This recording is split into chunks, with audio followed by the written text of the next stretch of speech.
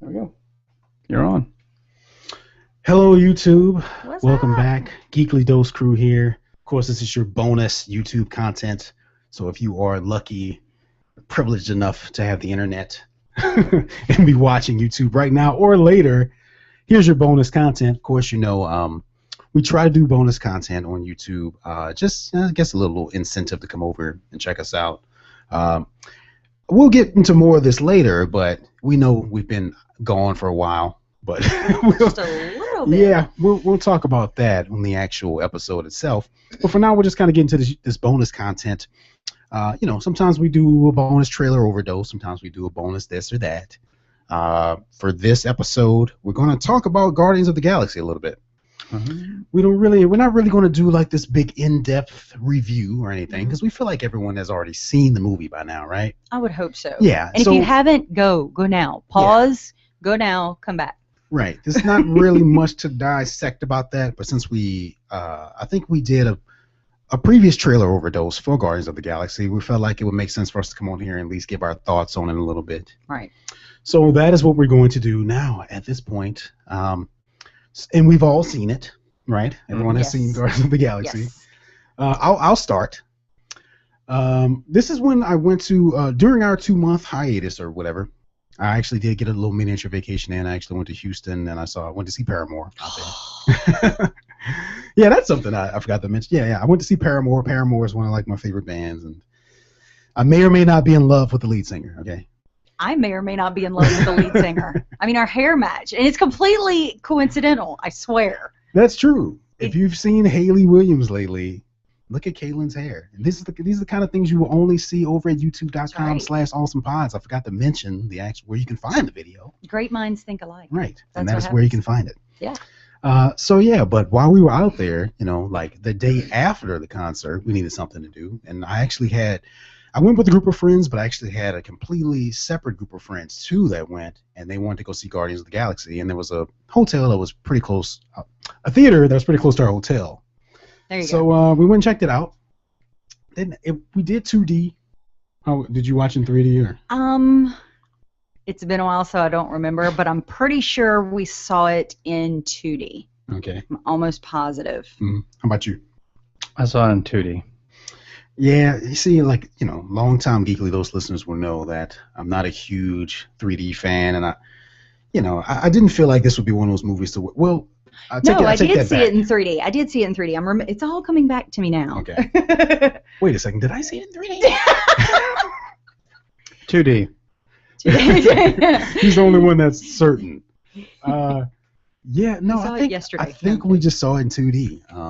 Because I don't know, I was already spending enough money on shit because I was like, I'm out here for a concert, and plus it was the daytime, and I was like, I'm just gonna go see it in 2D.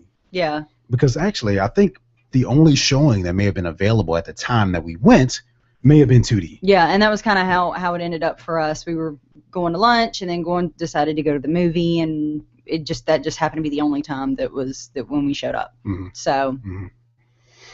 And it was a good experience. I mean, it's funny how just the theater experiences can affect your overall. Oh, yeah. Because we just didn't have the best seats. Now, they weren't terrible, but I like to be right in the middle. Mm-hmm. I like to go up at least 1 or 2 levels right in the middle, and if I can get there, it's a good experience for me. But we were off to the side and just didn't.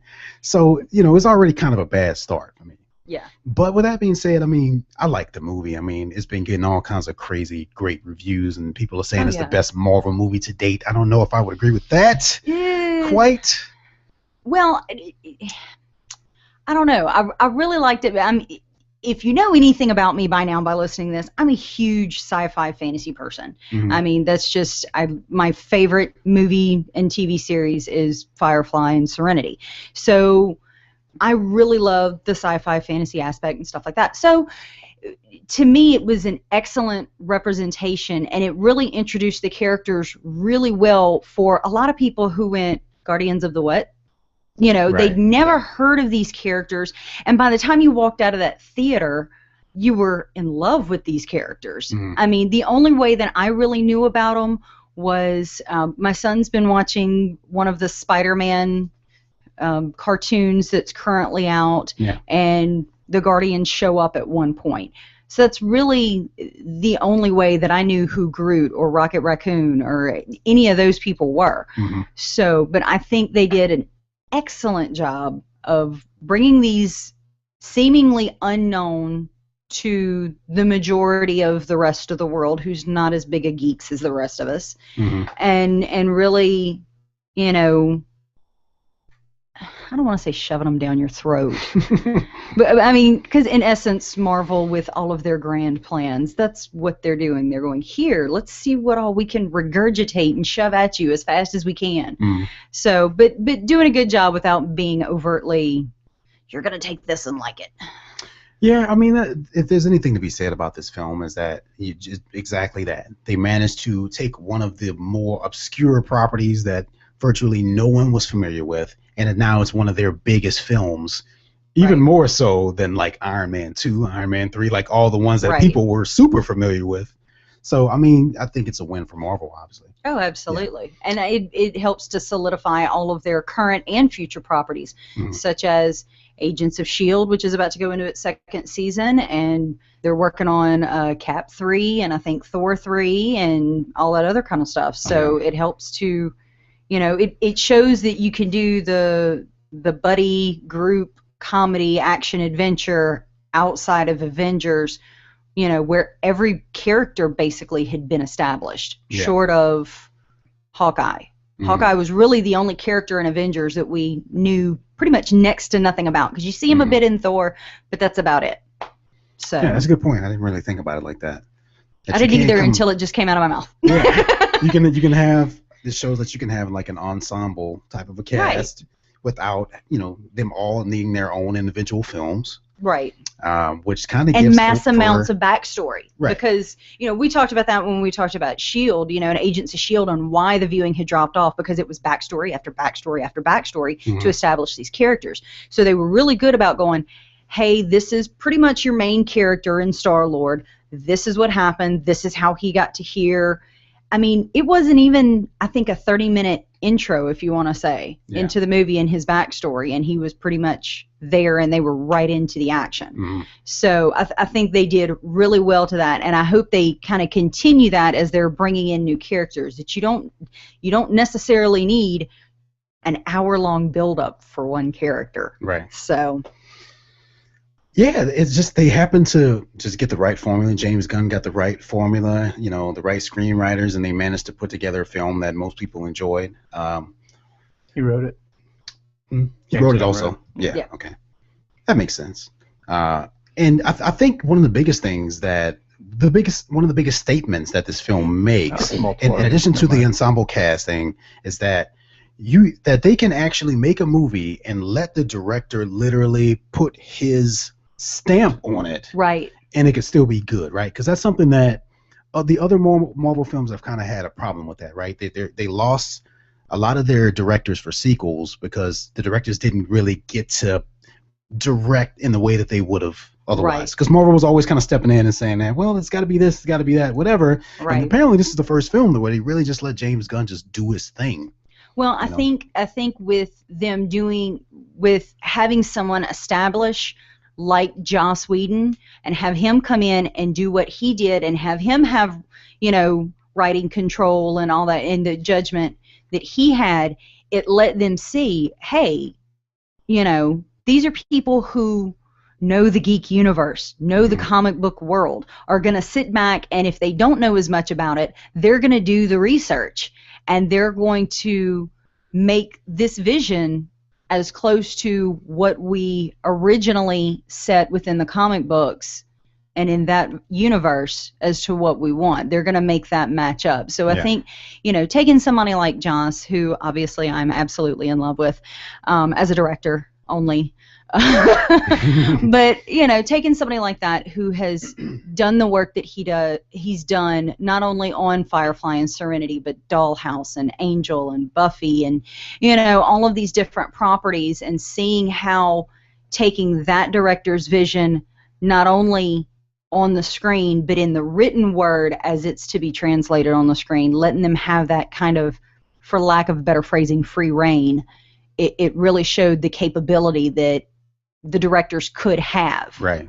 So. Which makes it all the more disappointing that things didn't work out between Marvel and Edgar Wright for Ant-Man, Yeah. right? Because this is, if anything, if anyone had any doubts about Ant-Man working well, if this movie worked, I think everyone's feeling a little bit better about Ant-Man and how it could turn out now, right? But I still wish Edgar Wright was attached to that, but oh well, it's too late now. Yeah. But how do we feel about everybody's performances, right? I thought they were great. Mm-hmm.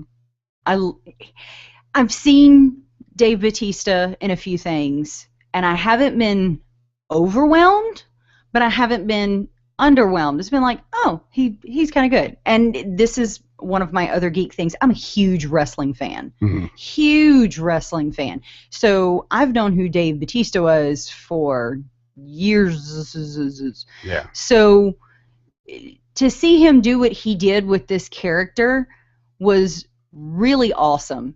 You know, I mean, he really translated it real well, you know, and between the writing and his delivery, it was just really good. The colloquialisms and the sayings that just, you know, it go right out over his head. That can't go right over my head because I have quick reflexes, right. And I would jump up. So and catch literal, it. by everything. Yeah, and it was really. Have you seen the thing that's been floating around on Facebook about the guy that took his autistic little brother to see Guardians of the Galaxy? Mm-hmm. Oh my gosh, he sat there and he's watching the movie with his little brother who's autistic, and they get to that scene where he's talking about it cannot go over my head because my reflexes are fast and I would jump up and catch it, and the kid makes the connection. He's just like me. I don't get, you know, I think literally too, and you just sitting there going, oh man, you know, and to some extent my daughter's like that, so it made kind of sense to me when we came out of the movie theater and I go, Shanna, who's your favorite? And she's going, Drax. You know, all she could talk about was Drax, and so it was kind of cool. You know, you figure most of the kids are gonna go for Rocket and Groot. Right. Yeah. You know, especially right there at the very, very end. You know, the dancing Groot. I've been doing the dancing Groot. Yeah. So, which my husband has been getting Loot Crate. He got his first Loot Crate last month, and inside was a little Groot. It's like the little Funko Pop characters of Groot, and it's a bobblehead, but one hand is light sensitive, and so it glows in the dark. And I'm like, babe, can I have it? And he's like, no, you can't have my Groot. I'm like, but I want Groot. And he's like, no, you can't. And then I found out they were coming out with an actual dancing Groot for Funko Pop. I'm like, okay, birthday, end of October. Don't say I didn't tell you. I'm just saying. Yeah, so, this movie is like such a hit for Marvel in so many more ways than just it being a good movie. Like you're saying, like the merchandise alone. I mean, everyone wants a dancing Groot now. Right? Right. And I wouldn't mind. They just have like, people who've made them. They just made their own? Yeah, like you remember back in like mid to late 90s, there used to be, it would respond to sound, and it was like a little flower in a pot, and it was really just a swirly stick, and it had a motor, and it'd spin around, and it looked like it's doing a hula hoop. Yeah. There's a guy that took one, ripped the felt flower off, and used modeling clay and felt, and made his own dancing Groot. That is awesome. I'm like, I've seen some pretty I badass want it. Groot cosplay too. Like, just like, wow, when do you have the time? Right? Because I so very don't. Yeah. I wish I could make an accurate. There was one Groot guy costume. like $50. He made it for $50. This Groot costume. I guess it would just be. Like, yeah, a lot more talent than I have. If you have the talent and foam, look, see? You can probably do a lot of this stuff. Did modeling clay and felt and made his own dancing baby Groot. Wow, that's pretty cool. And if you twine. Want to look up dancing baby Groot on YouTube, you can see this video. But if they're watching it right now, they could see it. Yeah, you can kind of see it. Yeah. Sort of. Well, no, you can't at all. Oh, wait. There you go. Okay, on the little one you can. Yeah. So, yeah. Just envision baby Groot doing like a hula hoop type twist dance. Or yeah. something. It's so cute. I want it. So yeah, it was really good, and then I found that there were a lot of Easter eggs, or at least one specifically, that kind of threw back to some of the other movies. Okay. Like you know, well, when they're all sitting around and Rocket and Star-Lord's going, well, do you have a plan? I have a plan. You have a plan. I have part of a plan. You have part of a plan. Okay, I have about 7% of a plan. If you really think about that, at the beginning of the Avengers, and they're finishing up Stark Tower, and he comes back in, and Pepper's going, well, it was kind of my idea too. He's like, well, it was part your idea. It was I'll give you 7% credit. Right. Yeah. And she's like, 7%, huh? And it's like, yeah, that's going to come back to bite me, isn't it? Yeah. And so there was that kind of throw around to that same kind of dialogue. And so that was just one of the Easter eggs that I picked up on. And I thought it was really, really cool. I was That's like, cool. And I picked it up right away. Like I had to, when we left out, I'm like, did you catch the 7% thing? And Clint's like, what? Yeah. So, Yeah, and I think just from doing all this, I've kind of picked up more stuff. You know, now that we're doing this more often, I kind of look for that stuff more often. Right. So. Yeah, I didn't catch any of that kind of stuff. Like, I don't. Wow. That is. Okay, so. Awesome. Yeah, we're riveted by Groot. We're looking at some Groot cosplay here, which that is beyond even like cosplay. I mean, I've seen some pretty awesome cosplay, but it's like he's even on stilts and everything. Yeah. Just like height accurate and everything.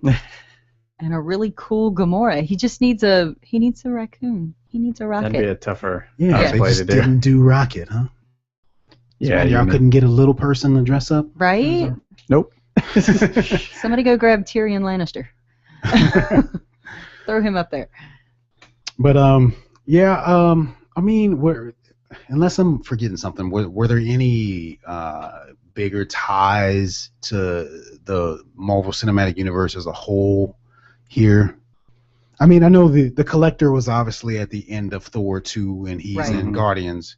Right. But this movie was very much a standalone film. Yeah. Which was good. I mean, if they tried to force it to fit, Avengers or something, then it probably would have suffered as a result of that, like a lot of other films do. But how about the little? What y'all think of the post credits?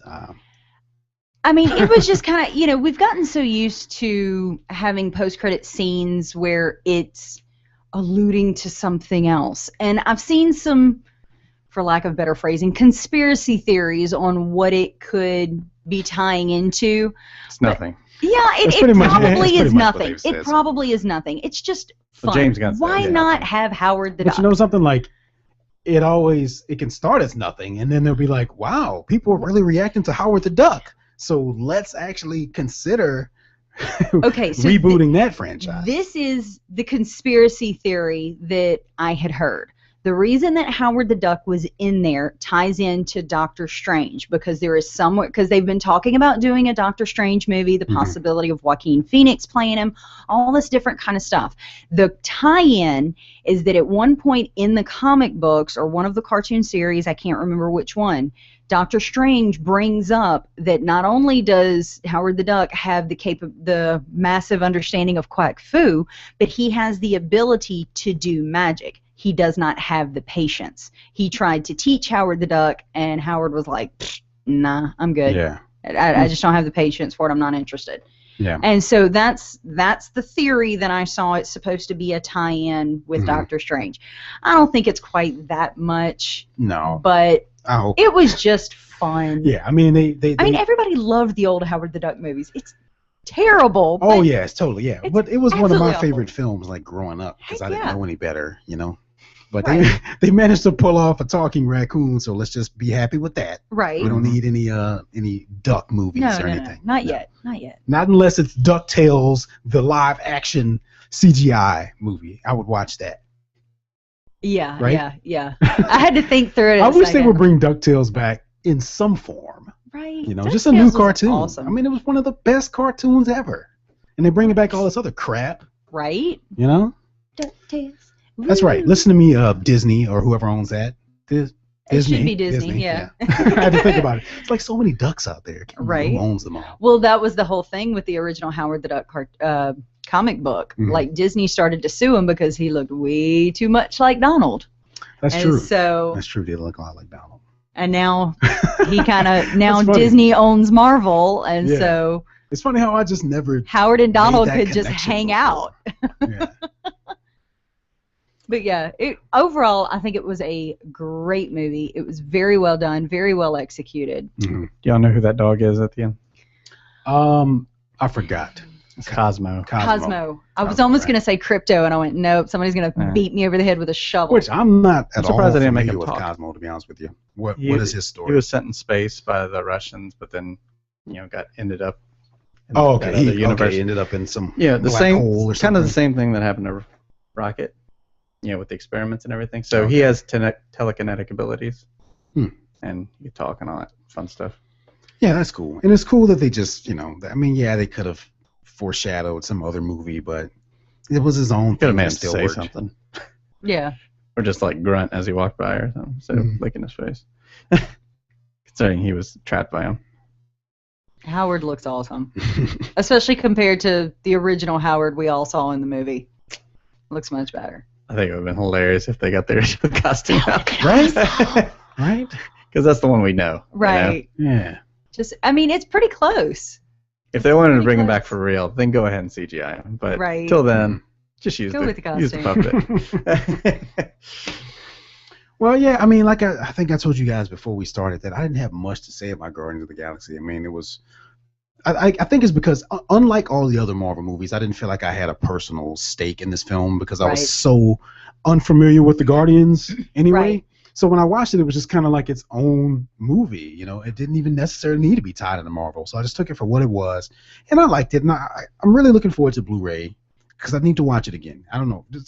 I don't know why my memory's just kind of fuzzy on some stuff. Maybe because I was sitting at that weird angle. It could be. And But it's been a while. It's Yeah. been a while. Ooh, there's a bunch of cool looking stuff on the Twitter page. I didn't know that. Ooh. What? What? Well, I mean, I didn't realize you had like all the logos and all that stuff. Oh, yeah, in the yeah. background on there. Yeah. It's old. Of course, we're talking about twitter.com/awesomepods. Follow us on there if you haven't done that yet. But for now, I think we're going to wrap up the Guardians of the Galaxy conversation. Once again, it was never going to be a detailed, like, spoiler crazy type of a thing. It's really just a bonus, just in case you're wondering what our thoughts were on that. So in a minute, you can stay tuned for the actual Geekly Dose show. And if you have any questions in the meantime, you can hit us up at awesomepods or geeklydose@gmail.com. Yes, please. If you're watching, you can do that now, and we may be able to answer your email live if you get those in. Dun, dun, dun. So, yeah, stay tuned, guys. Geekly Dose episode 43 coming up real soon.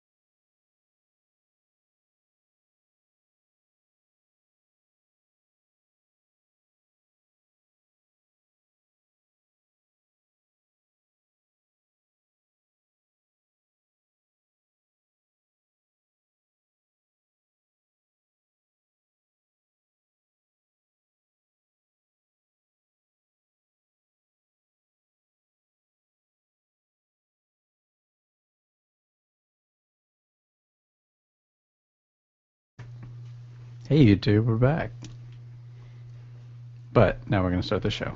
You guys ready? I hope you enjoyed our sexy dances. Yeah. All right. Let's hope this volume's okay. Here we go.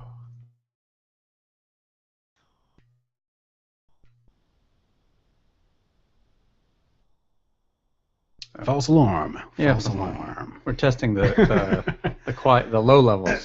This was a test. Here we go. Welcome to Geekly Dose. I'm your producer, Jesse Sedgley. Now your hosts, Tim Bridgewater and Caitlin Franks. Hello, everyone, and welcome to episode 43 of Geekly Dose, which is, of course, your number one spot for all things geek. That includes games, comics, movies, mostly movies lately, etc. My name's Tim Bridgewater. I'm an actor. I'm a screenwriter. You can find me over at facebook.com/TimBridgewater2. And, of course, I'm joined by my co-host, Miss Caitlin Franks. What is up, peoples? It's Caitlin. Kind of doing some new stuff. I'm pretty much mom, geek, gamer, but started doing some exercise and trying to chronicle my journey. I'm doing DDP yoga and kind of threw that up, made some videos. It's been a little while since I've done one because things have been busy with kids back in school and whatnot. But that's on YouTube, and so get you that kind of fun stuff before we're done. Yeah, cool. Yeah. Speaking of YouTube, I want to remind you guys that we try to do a little bonus YouTube content every episode now because we actually stream our podcast live, video-wise, over at youtube.com/awesomepods. So if you're listening to this now, just on the podcast, head over to youtube.com/awesomepods. If you want to see a video of this and you get the bonus, and we did sort of a little a review of Guardians of the Galaxy. Yeah. Because we obviously talked about it on previous episodes, and we felt like we needed to give you guys our thoughts on it and all that. So if you want to check that out, head over there and give it a look. While you're there, go ahead and subscribe and like and share and comment and all that good stuff too. And you can also catch us on Twitter at AwesomePods. And of course, you can always email us at geeklydose@gmail.com, and we will read your email on air and we'll answer it to the best of our ability. Right? Speaking of that, we do actually have an email that we're going to address in this episode too. But speaking of that, I'm going to go ahead and give you guys a rundown of what we're going to talk about on today's episode. First, we're going to do a Geek Out, which is, of course, a segment where Caitlin and I kind of talk about some of the more geekier things that we have done since the last episode of the podcast. We're going to talk about Batman vs. Superman, the San Diego Comic-Con little teaser that they showed there. We're going to talk about the footage, even though I haven't seen it. Right? You haven't seen it. I mean, it leaked like briefly, and then of course Warner Brothers came in and just like shut that down. Yeah. Yeah. But there are some images though, so you can. I mean, it wasn't that long, so I've actually seen like the images from the teaser. Yeah, I think that's actually all I caught was images. So. Yeah. So we're going to talk about that for a little bit. I saw it. The entire thing. Yeah. It's stupid that they take it down though. Yeah, it's probably. It's not enough really to just be like. Well, anything they show publicly like that. Yeah. It's ridiculous for them to take it down. Right. Like that. I guess they try to make it so it's like. We want to surprise you. If you were there. Yeah, right. That's what it is. Because they want people to come to Comic-Con, right. and if you come, well, you get to see something that no one else can see. I'm sorry. Unless they're making money from attendance, it shouldn't matter. Well, they probably do. Well, I don't know if Warner Brothers does. See, that's what I'm wondering. Right. It's like, that doesn't make sense. So yeah. We'll get to that. Anyway. Yeah, we're going to talk about that a little bit. And along on that same front, we're going to go ahead and include the new Wonder Woman costume was revealed. Superman has some updates to his suit that have been revealed. We're going to talk about Dwayne "The Rock" Johnson being cast as Black Adam. That's all kind of tied into the same universe, so we're going to talk about that. And then we're also going to talk about this possibility for a new Supergirl TV show, which makes Caitlin very happy very devious, depending on how you interpret that. So we're going to talk about that for a little bit, and then because it's been such a ongoing discussion ever since episode 1 of Geekly Dose, and like now that it's finally here, we have to talk about Teenage Mutant Ninja Turtles, the live action film. It won't be this big long thing because we know it's kind of old news now in a way. Yeah. But we're trying to catch up. We've been gone for like 2 months, and we didn't want to abandon these topics because these are things that we talked about before, right? So we want to come back and give our thoughts on them now. And then of course, we're going to have a trailer overdose this episode, which is going to be for Arrow season 3. So, yeah, we're going to break that down, and it's probably going to contain some spoilers for season 1 and season 2. I feel like we can't really. Yeah, if you dissect haven't that. watched the first 2 seasons, I'm so sorry. Please pause this, go watch at least season 1. Right. Yeah. And then unpause. I mean, what the heck are you doing with your life anyway if you haven't watched it yet? Right. If you don't, Jesse. Yeah, Jesse. Sorry. God, Jesse. So yeah, let's just kind of get into it. Well, I mean, I kind of want to I really just said this, but I just want to remind everyone, let you guys know, we're aware that it's been like 2 months or something since the last episode. Yeah. And, you know, we all just have lives. And sometimes it's hard to get together. Yeah. And sometimes there's nothing to talk about. And then, you know, we're just all busy. But if you've been listening to Geekly Dose long enough, then that's nothing new to you anyway, right? Because we've done that before. So just bear with us and rest assured that we will keep going, you know, as long as we can. So we're going to start off with Geek Out. And can you come back and do a geek podcast without acknowledging the massive 12-day, 552 episode Simpsons marathon that aired on FXX, right? Can you believe? Did you not watch not a single episode? No. Wait a second, I quit. I'm taking off my headphones. I mean, don't get me wrong. Don't get me wrong. I like The Simpsons, but I've never been a huge. Wait a second, I'm out. I Simpsons. quit. I'm out. Yep. All these years. This was the final episode. Wasted. Geekly Dose. Join us next week. We'll have a new co-host. Bart Simpson. Right. 15 years we've known each other, just thrown out the window. Well, I'm shorts. sorry to hear that, but you know something. I mean, if there was ever a chance for you to catch up, I had a that good would reason. have been that week. I right? had a good reason. Oh, I can't wait to hear this. or do we not want to say what it is? Well, you finish your Coma. Geek Out, and Okay. that's going to be part of mine. Fair enough. I watched over 100 episodes, I'm sure. Yeah, Oh, yeah. I probably got in. I may have gotten into like the mid-30s or something. Oh, I episodes just wise. leave it on. Yeah. But in terms of like full episodes, I probably watched at least like 30 of those, which out of 552 is not many still. Yeah. But you know, with work and everything, but it was great. I mean, it reminded me why I love that show so much. You know, and the interesting thing was watching it progress. Because seeing them all in such a short period of time, you know, you look at like season 1 and you just see how primitive the animation was and the voice acting was so different. And then by the time they got caught up, it was all in HD and CGI and just all kind of crazy stuff like 3D. Right. I mean, I watched Inside the Actors Studio, which is a show I absolutely love. When they did the entire Simpsons I've cast, seen that one. That's like, oh my gosh, I've been trying to loved find that episode for free since then. Oh, I have no idea. And like I think YouTube just has like parts of it or something. But, It was good. I love, you know, when you can get a group of people like that together that have worked together for so long. Even though, you know, they're kind of in their own little booths doing their own kind of thing, it's kind of cool to see a group like that come together and they can still play off of each other and interact. It's a lot of fun. Yeah. And the one thing I've always like, that's one of my favorite things to watch is like an animated show that I love to watch the voice actors do the voices. Yeah. You know, it's just something like It's surreal kinda about fun. it. Right. It's like extremely fun. I love watching Seth MacFarlane. I could watch him all day long for many reasons. But it's fun to watch him do stuff like that. He's great. And to think, especially somebody like Seth MacFarlane, because he's got so many different voices that he can do and how he keeps them straight in his head. I mean, as witnessed as if you've watched Geekly Dose episodes with me in them at all, my brain does not work that fast. I've tried to read to my children and do different voices for different characters, and I can't even, just reading to my kids, I can't keep, you know, the sounds in my head quite right, you know, all those different characters. And that's the funny thing. Like, by the time I watched so many Simpsons episodes that I found myself doing some of the voices like better than I ever have been able to do them before.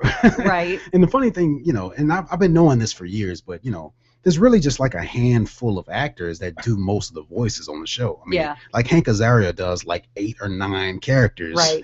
And At when you least. watch all those episodes back to back, it becomes more clear because you can hear it. Right. It's like, you know what, Reverend Lovejoy. Well, no, this isn't Hank Azaria, but Harry Shearer does Lovejoy and Principal Skinner. Mhm. Yeah. And then you hear them and you realize you can hear his voice in both. Mhm. They start to kind of sound alike at Right. times. But very awesome. I mean, The Simpsons is a great show. You know, there's nothing really else to be said about that. Is that it was nice to come home every single day and have something to watch. Like, I don't think I changed the channel at all during that week. I just left it on FXX, and I always had something to watch during my lunch break when I got home from work. Before I went to work, it was always on, and it was awesome. And and I can respect that there is an animated show that has had as many seasons as they have, and to have as many stories as they could tell. I mean, you don't see that in television nowadays. Right. I mean, the last time you saw something like that was MASH, Mhm. and that ended in the early 80s. I mean, Star Trek, Yeah. Friends got somewhat close to Seinfeld. You just don't see that in TV anymore. A lot of times you're doing good if you get one full season. Mhm. You just don't see epic TV like that anymore. And so Totally. I can totally appreciate and respect that. And Yeah. it's awesome. It's really It's awesome. just so surreal that I would, in the night with them being on one season and then come back the next night and they're like 2 seasons ahead, and it's Right. like at one point it was like season 23, and I'm like, wow, just the Right? thought of a show being on television for that long is just amazing. Yeah, absolutely. Absolutely. But yeah, I just want to acknowledge that because it was a massive geek out because I didn't watch anything else for the most part for that entire week. It is pretty epic. And my excuse, honestly, was I was watching Game of Thrones and getting completely caught up. I am completely caught up now. I know what's going on, and I'm mad that I'm caught up now because I'm ready for the new season to start, and they are like right in the middle of filming. I'm like, no. You know what? Now that you say that, I have to let it slide that you didn't watch The I Simpsons. appreciate You're that watching greatly. one of my other favorite TV shows of all time, Game of Thrones, so you're all caught up. I'm all caught up. That is awesome. I am all caught up, and I'm so mad at God, I don't even know if I should say stuff because I know there's people that are probably Yeah, trying I to don't get know if caught I up. wanna spoil But I will that. say, the more I watch it, the more I fall in love with Tyrion Lannister. Well, that's you and everyone else. I- I think you're supposed to. Yeah. Yeah, I mean, he's very much a lovable, likable character. And even, I can't even think of the actor's name right now that plays him, but even... Peter Dinklage. Yes, thank you. Peter Dinklage. The more I watch it, the more I love Peter Dinklage. I'm like, Mhm. I could run off with him. Maybe. That's cool. Yeah. I'm No, glad not you're finally really, caught but- up on that. I Yeah. wish we could discuss more, Yeah. but I know there's just a lot of Maybe spoilerific stuff. maybe right before the new season starts, Mhm. once they come out with that. Sure. We'll can do give- like an all Game of Thrones episode Why or not? something Yeah, by like that time, if Everybody if you're not should caught be. up for season 6 or whatever, then I'm so sorry sorry. for you. Yeah. But So my geek out is Diablo 3's new patch came out. I am a huge Diablo fan. It was one of the first games that my husband and I played. That's kind of when I really got into gaming really hard, is when we were dating, and he introduced me to Diablo 2. And I didn't, grow up with the access to a lot of the geek stuff other than, what we had on Fox Kids Saturday morning. yeah. So I didn't play Dungeons and Dragons. I didn't get into, nobody introduced me. I didn't find out about Cthulhu until like 3 years ago. Mhm. So I'm way behind the Been out for a curve, long time. right? But like- nobody else I knew was into that stuff, or they didn't, or they were, and they never said anything to me, didn't think I would be into it or whatever. So I mean, it's public domain now. I That's all it is. know. I'm very much a late blooming geek, and that's just kind of the story of my life. I'm kind of the last to know, perpetually late to the party. So he got me into Diablo 2, and Diablo 2 was great Blizzard property. But if you really know anything about Diablo 2, it's very much you're playing the same campaign over and over again. with different, and the mobs are in different. It's not like Mario where you start the game and you know you're going to have that first little weird dude that pops out and you're going to have to jump. It's not the same mobs in the same places every time you load. You're going to have a different experience. You're going to have different loot sets, different ways to get the loot sets. And so that was kind of the fun of Diablo, is that you knew what was going to happen every time you load, but you didn't know. And so a lot of people were kind of complaining once Diablo 3 released, because they were like, you still had the randomness of the loot and you had some of the randomness of the mob, but it still kind of really, it got old. There was a little more focus on story than there was gameplay.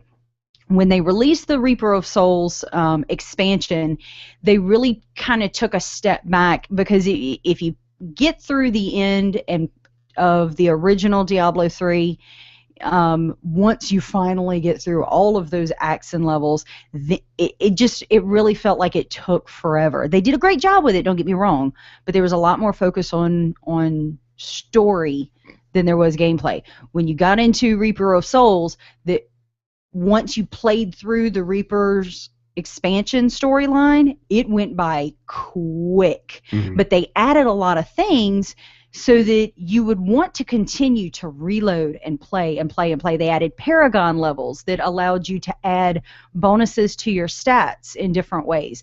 And it really started to feel like the Diablo 2 that we all knew and love. Well, in the last 2 weeks, they've released their most recent patch. Now, granted, this is going to be for PC only.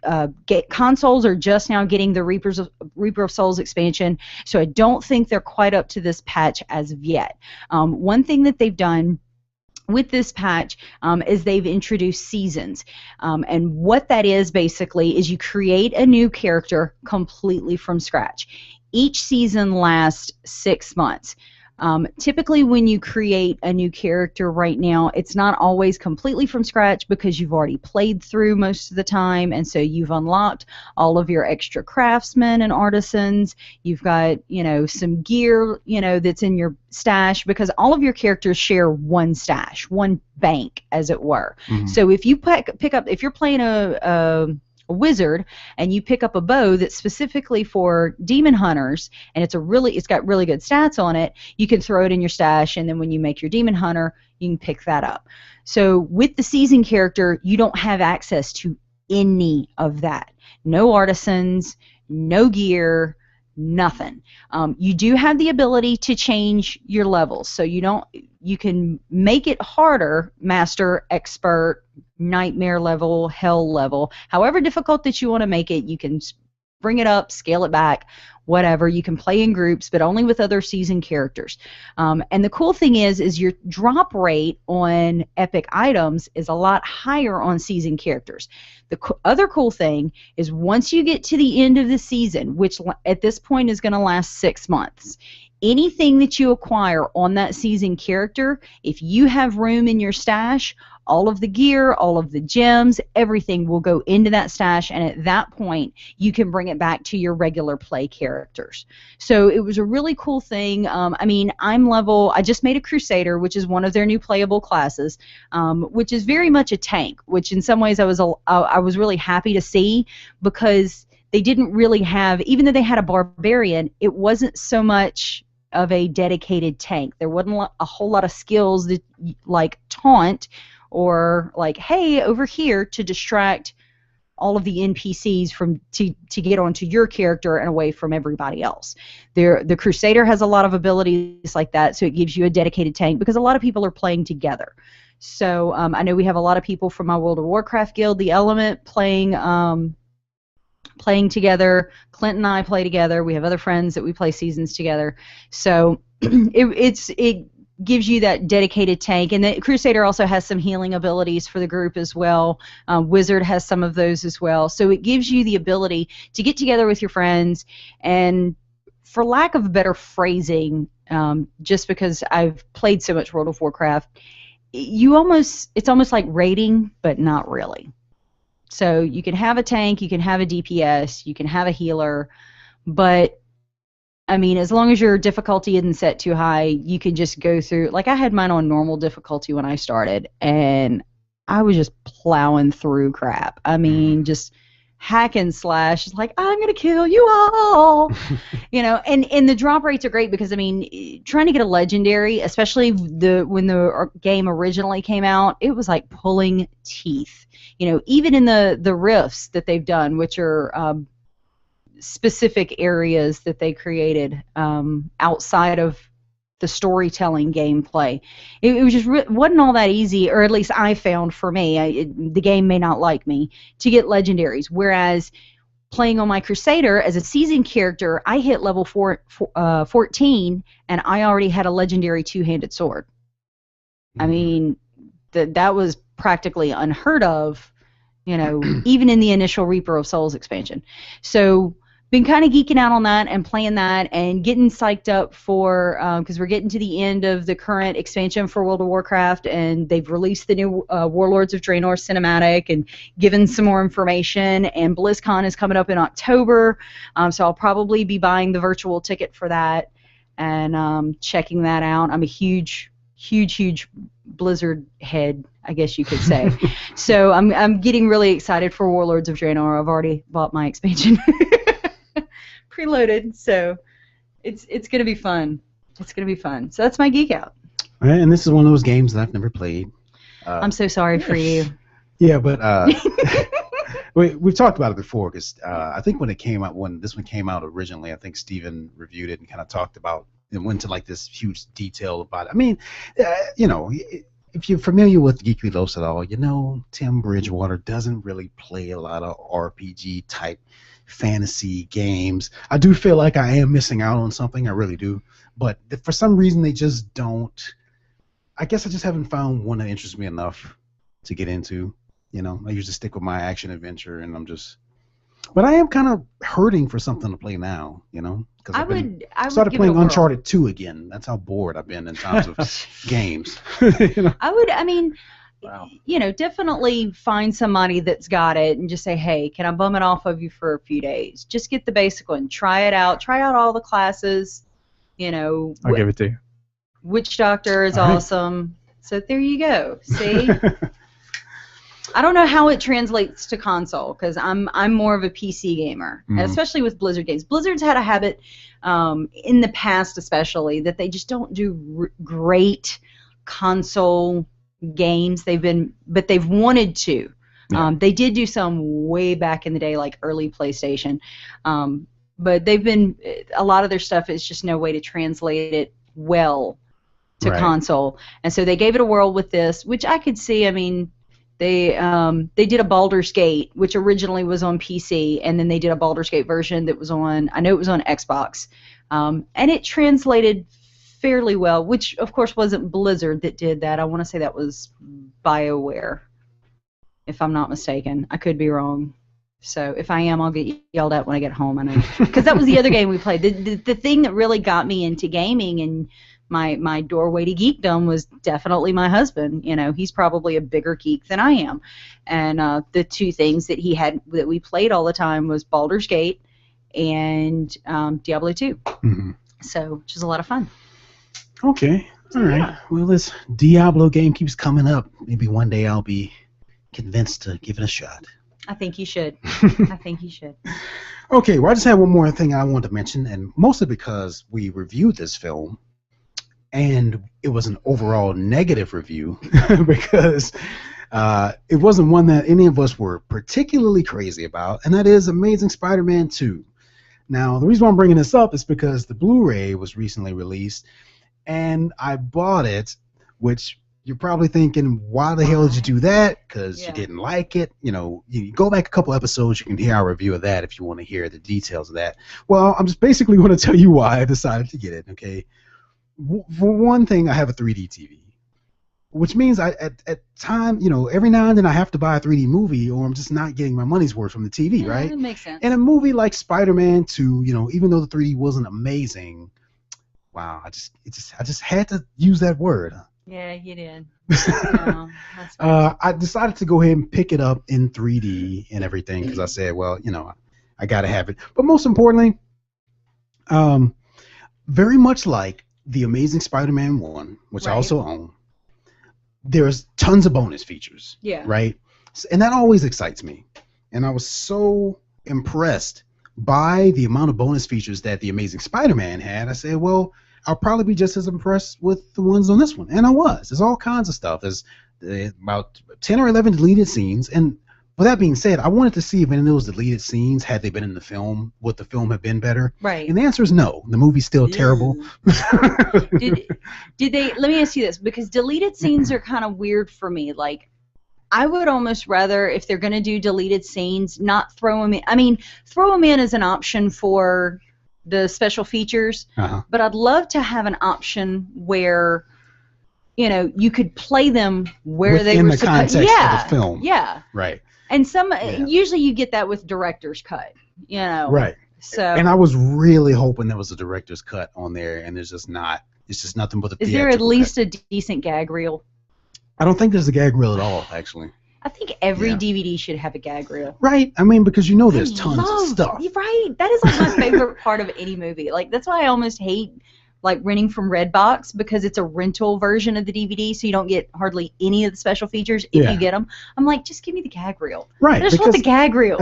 At the very least, no matter what kind of budget your film has, you can have a gag reel. You know, some of the things that we've done at Sedgley Films, you know, we didn't have like all this extensive behind the scenes stuff because we didn't have a budget, but we still had a blooper reel because you're always going to end up with that. So it always baffles me when they don't have those on there. But then again, maybe I just missed it. I'm pretty sure it's not on there. So, you know, we get a bunch of deleted scenes, including this whole scene where Peter meets his father, and it's just like, I do understand why they took it out, because one of the beautiful things about that is they also have the commentary version where you can listen to Mark Webb talk about why they took that stuff out. The most amazing thing about watching the behind-the-scenes stuff of this film is hearing them talk about how much work they're putting into this film, and how, like, several of them said, including AV Arad, I think, mentioned several times how this is the biggest Spider-Man film we've ever done, yada, yada, yada. And then we watch the movie, and it's like, none of that matters because the movie fucking sucks. Right. And, like, that, like, I'm sorry, that, like, it does. And watching it again, I was like, wow, this movie should have been so much better than this. Yeah, and it had the potential. I mean, if they're going to do Amazing Spider-Man 3 and the way they've been talking about doing it, you know, the way they've built it up with the storyline that coincides with the comics, to some extent it makes sense, but it still was just like, there had to have been a better way to do this. Yeah. A lot better way to do this. But I would say if you're someone who just loves to find out how movies are made and see behind the scenes stuff, pick it up. But don't get, I mean, you know, like I said, I got the 3D version because I have the TV. Right. But never would I spend that much money normally. Usually. Yeah. You want to get the Blu-ray version. I'm surprised you spent it on the 3D TV. Oh, trust me, it was I called it was a Black Friday thing. So, gotcha. Yeah. Yeah. But yeah, if you do happen to want to get the most bare version of it that you can. They make these really simplified like Blu-ray versions that just have the film and like maybe some bonus stuff. Right. Get that. Don't get the extended cut, because you know it's not. You don't want to spend that much money on this movie. No. But I mean, as always, just finding out how they did a lot of stuff is super impressive. Yeah. Like I had no idea. I kind of figured this, but for instance, the whole Times Square scene with Electro and everything, all of that entire Times Square is CG. Like the signs, the video monitors, all that stuff.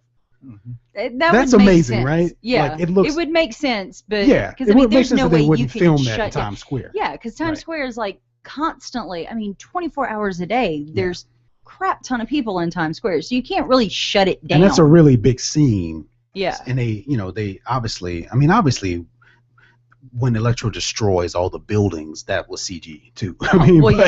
But you know, you cannot tell, because I mean, they said they actually went and got some of the they found out people who were actually advertising in Times Square, contacted them, they sent them video footage and everything. Right. I mean, that kind of stuff is just great. So if you want to find out all the details about special effects and all that, and the music and all that, they go into great detail about that kind of stuff. And even if I dislike a film, I can appreciate it because of that. Right? Yeah. I can appreciate it because of the amount of work that went into making it, even if the movie itself wasn't that good. Right. So if you're that kind of a fan like me, go out and pick up Amazing Spider-Man 2 on Blu-ray or DVD, whatever you got. And speaking of Spider-Man, we actually had an email about 2 months ago. Sorry it's taken this long, but about the Spider-Man franchise. Sure. From, we've got a couple different names here: Jack Joe, Joe Mac, Shaolin Joe. I'm just going to say Joe. Thanks for writing us again. Yes, Joe. absolutely. Absolutely. So Joe writes in, I feel that these movie companies are way too greedy for money. They expect to make Avengers-type money with every dang movie they release. And I'm paraphrasing a bit. That crap ain't going to happen all the time. Not every movie is going to make that type of crazy profit. They should be happy with the freaking amount of money that these movies make and keep coming out with them like there's no tomorrow. I heard that because of the Amazing Spider-Man 2 not reaching the financial expectations and goals of the movie studio, they are no longer going to make the Amazing Spider-Man 4, Sinister Six, and Venom. It sounds like they're going to make the Amazing Spider-Man 3 be Spidey taking on the Sinister Six and cancel a solo Sinister film like they originally planned, and also never make the Amazing Spider-Man 4 or Venom. So I haven't heard anything within this vein whatsoever. So, I mean, IMDb is still showing it's projected for 2016. Yeah. What was going on, and that we can admit that your email is about two months old now, so a lot has developed since then. Right. And I think I know what you're getting at, Joe. Is that at that point in time, there was some uncertainty. I don't think anything was ever canceled officially. There was just some uncertainty because Amazing Spider-Man 2 underperformed.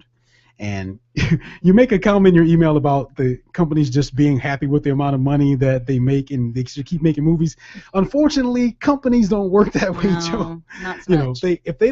They have to make a profit. They can't just not. I mean, yes, sometimes the profit may be a little unrealistic. For instance, there have been movies in the past that have made a good profit, but it was still not enough by the company's standards. Okay, that's debatable. Maybe they need to kind of fluctuate on that a little bit. But I don't have the numbers on Amazing Spider-Man 2, but critically, it was pretty much a failure.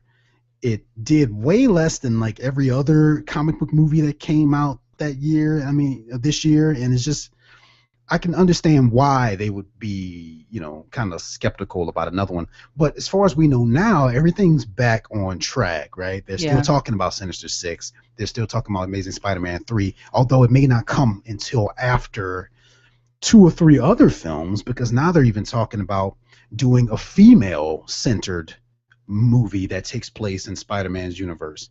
Right. So, whether that be Spider-Girl or Black Cat or just someone else, we don't know. Right. But they're talking about all of that. So I think what's going to happen here is that they're going to take their time building back up to Amazing Spider-Man, because I think their faith in just being able to, make tons of money on this character has kind of been, is decreasing because people aren't buying it anymore. And honestly, I have never been more disappointed in a franchise, because I didn't love The Amazing Spider-Man, and I definitely did not love The Amazing Spider-Man 2, and it just seems like a bad idea. I bet everyone's missing Sam Raimi now, aren't you?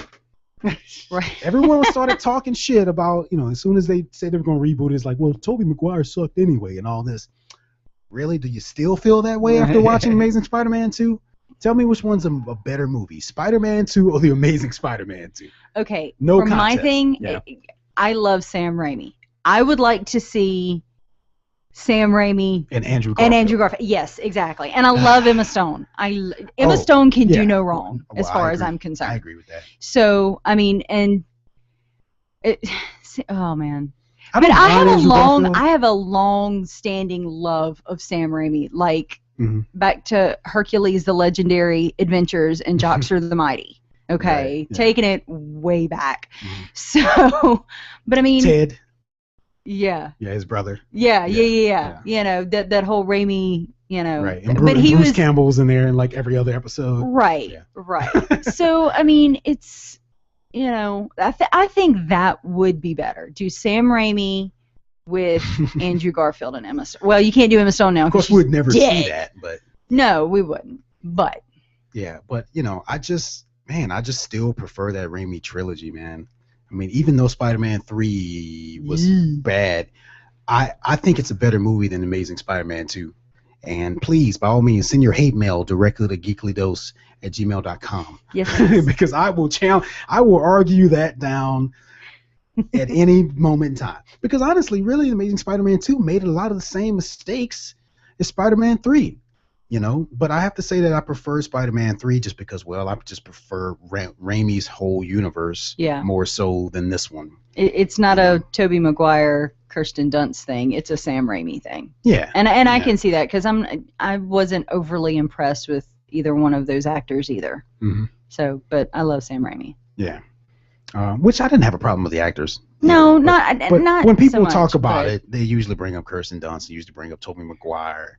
You know, and his coolness in Part 3, even though he only did exactly what the director told him to do. People seem to forget that kind of stuff. But whatever. Joe, thanks for sending us that email. I hope that answered your question. So there's a little reason to still be a little hopeful there. We haven't lost all hope. Maybe they'll get this thing back on track because, you know, it's funny how Spider-Man was one of the biggest superhero franchises there was, and now even X-Men, which was the worst one, has gotten back, and now Spider-Man is going down. So there's still hope for redemption. Yeah, and it did better internationally. Jesse was nice enough to look up the numbers for us. It did better internationally than it did domestically. Yeah. So I mean, it didn't do overall. It didn't do bad. Right. You know. So 708 million worldwide. I mean, you know. You can't complain about that. Right. But you know, they expect to do much more than that now. Right. And what is this? Are we saying that it made less than all 3 of Raimi's movies? This is all Sony's numbers. Yep. The top 3 movies are the first 3 Spider-Mans. See? There's a reason for that. Even Spider-Man 3 made more money than Amazing Spider-Man. Than the original. Because I'm telling you, that word of mouth got out. Yeah. And once that word of mouth started going around, people were like, wait a second, maybe I should wait till this hits DVD. This is just domestic even. Yeah. So. Oh wow. Oh, that's the Amazing Spider-Man. So the Amazing Spider-Man 2 is even further down that list. Yeah. Right. I didn't notice that. Okay. Yeah. Wow. And so, Joe, looking at these numbers, okay, this will answer your question right here. The Amazing Spider-Man 2 did worse box office wise domestically than every other Spider-Man film they made. But in all of Sony's properties domestically to date, I mean, we're talking ever, all time, it's still in the top 15. So but we it's are not talking anything about Sony, though. It's not like they had a huge history of. No. I mean, the Karate Kid is number 17. Well, wait, which Karate Kid? I'm pretty sure it's the second one. I mean, the reboot. That's the reboot. Yeah. But I mean, and you've got Ghostbusters, the original Ghostbusters from '84. Right. That should tell you something. No, that's a great movie. Don't get me wrong. Right. But as old as that movie is, it still made more money. Right now. It is. It even made more money than The Amazing Spider-Man 2. So that's why they're so doubtful about it. Yeah. Okay. Well, enough about that. At this point, we're going to switch from Marvel over to DC. We're going to talk a little bit about Batman versus Superman. We know that a lot of this news is kind of old. We didn't really get to do a bunch of Comic-Con stuff because we weren't here, and now it's kind of the news is kind of old. So we did want to touch on the fact that they showed some teaser footage, right? Mm-hmm. Of which it was leaked online very soon after that, but it was pulled before I got a chance to see it. I think Jesse said he managed to catch it. Caitlin, of course, you didn't need to see it either. I didn't get to see it. But there are some screenshots that are up. And, you know, basically there's a description of it. And it's very short. And from what I understand, this is all that happens in the entire thing. It kind of opens with Batman standing on the top of a building, right? Then his eyes light up, okay, which is a big deal for Batman fans. Right. He pulls a tarp off of the bat signal. Oh, you just found it, didn't you? Very crappy version of it, but yes. Yeah. He pulls the tarp off of the bat signal, and it reveals Superman hovering in the sky, basically being illuminated by the bat signal. And then Superman's eyes light up. So And then And everyone loses their Batman's eyes minds. light up too. yeah, I mentioned that, right? Oh, well, they just lit up. Oh, okay, yeah. I was Yeah, out of Superman's eyes are glowing, and then Batman's eyes are glowing, and there's lots of glowy eyes. order. Okay, so let's just kind of talk about what, because in some ways you actually learn a lot, right, about that, even though it's so short. It answers a lot of questions that a lot of Batman fans had. It's like, people were saying that, why don't they ever give him white eyes, right? He'll have white eyes. But of course, it'll be a practical reason for it, right? It won't just be, it's hope. dark, so his eyes are white now. Right. It'll be like they provide some kind of a functional purpose, which makes more sense. And he's also wearing armor there, too. Mm-hmm. So that just kind of proves the speculation that we've had for a long time, that Batman will have different suits and different variations of all that. And then Superman, well, he doesn't really do anything new, but Yeah. I'm getting more excited about it. I'm not. Yeah. It's not that I've never been excited about it, but I'm just very cautious that we're Right. getting a brand new Batman, and he's not getting his own movie first and all that. So I mean, how do you feel? I kind of feel the same way, and I'm, like I've said before, they want to, for lack of a better phrasing, cash in on what Marvel's done with the Avengers and now Guardians of the Galaxy, which you can hear me talk about in the YouTube exclusive content. But they're creating this whole new universe, and they're wanting to get to the Justice League movie, Yeah. which means, even though you have some of the people, I believe, who were involved in, the most recent Batman trilogy, you're not getting Christian Bale. You're getting Batfleck, which I've made my peace with, Yeah. And a lot of that has to do with Kevin Smith and hearing him ramble on about it for hours and hours. So, and then you've got all these other characters that they're introducing. You've got Wonder Woman, and Marvel has had 10 plus years to build all of these characters with their own individual movies, and now they've gone, okay, we've had one to introduce Superman, and now we're just going to jump in with both feet. And it could have it has the potential to go both ways. I'm kind of like you. I'm very cautiously optimistic. I really, really want to see this do well, because I want to see how Wonder Woman's going to do. Yeah. That's something that I think everybody has wanted to be done, and done well, since Linda Gray hung up the boots years ago. Give us a good... Carter. Yeah. Yeah. What did I say? You said Linda Gray. Where did I get that from? Can't wait to find out who that character is. Right? But since Linda Carter hung up her boots and... Ooh, so she's from Dallas. Yeah. That's funny. I hadn't even been watching that. Jeez.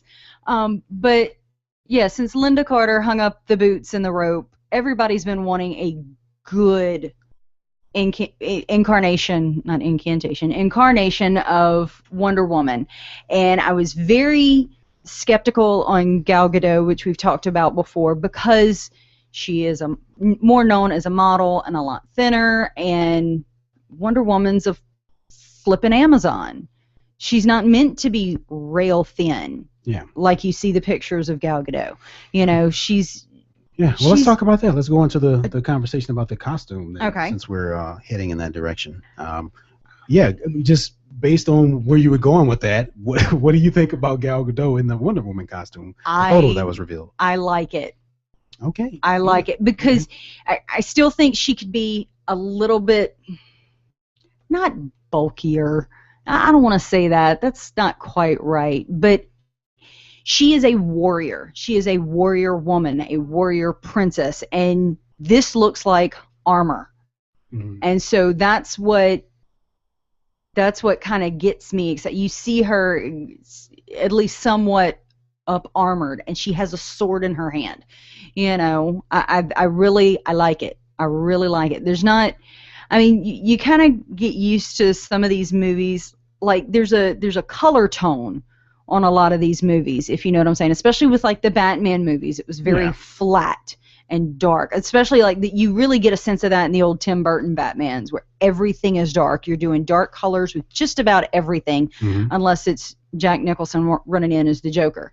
But it visually sets a tone, and the picture it does still look quite tonal, right. Flat tonal, but I still kind of like that. You're not getting completely the red, white, and blue like you normally see. Yeah. But depending on where they're going with her storyline, I mean, she might be right off the island. Right. I think one of two things is going on here, right? I think either A, this is just a they just changed the colors of the photo just to give people something to talk about, right? Because everybody's complaining about it not being red and blue and all that. Well, that could easily just be like a filter on that photo. Absolutely. And that could still be red. Now, it may not be bright red and gold, which I don't think it should be, So either that's going on. Or it could be early in the movie, or that before that's been adapted, or right, like you said, like maybe she comes from the island looking like that, and then once she adopts, like at the end of the film, she comes out in the red and blue, right? Because now she's living in America or something, and they kind of tie it in, and she wants to be a symbol like Superman, so she's like, well, he has a bright and red and blue looking costume, so now I'll change mine to that, right? Because if there's anything that we've learned so far, especially after watching that teaser, is that they are very much paying attention to the comic books. Yeah. I mean, look at Batman, for goodness sake. Oh, yeah. That's the most comic book accurate looking Batman we've ever gotten. Oh, yeah. So why would they just say the hell with the comic book all of a sudden in terms of Wonder Woman? I don't think they would. I just think they're giving us something to talk about. They don't want to reveal everything. Right. You got to save some stuff. Oh, yeah.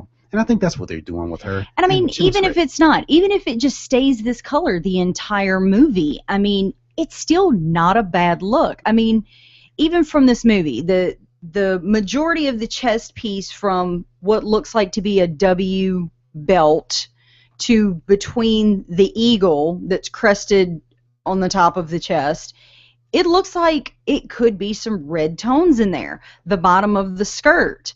There could be some blues in there. They could have just toned it that way. Totally. Mm-hmm. So, I mean, there's... And, of course, people have done their own Photoshop versions of how it could possibly look, and it's still... And we're looking at one right now. Looks great. Looks good. Yeah, it still looks great. Just with sort of a muted red and a muted blue. Looks good. Right, and then they've done one where they've changed the belt and the eagle...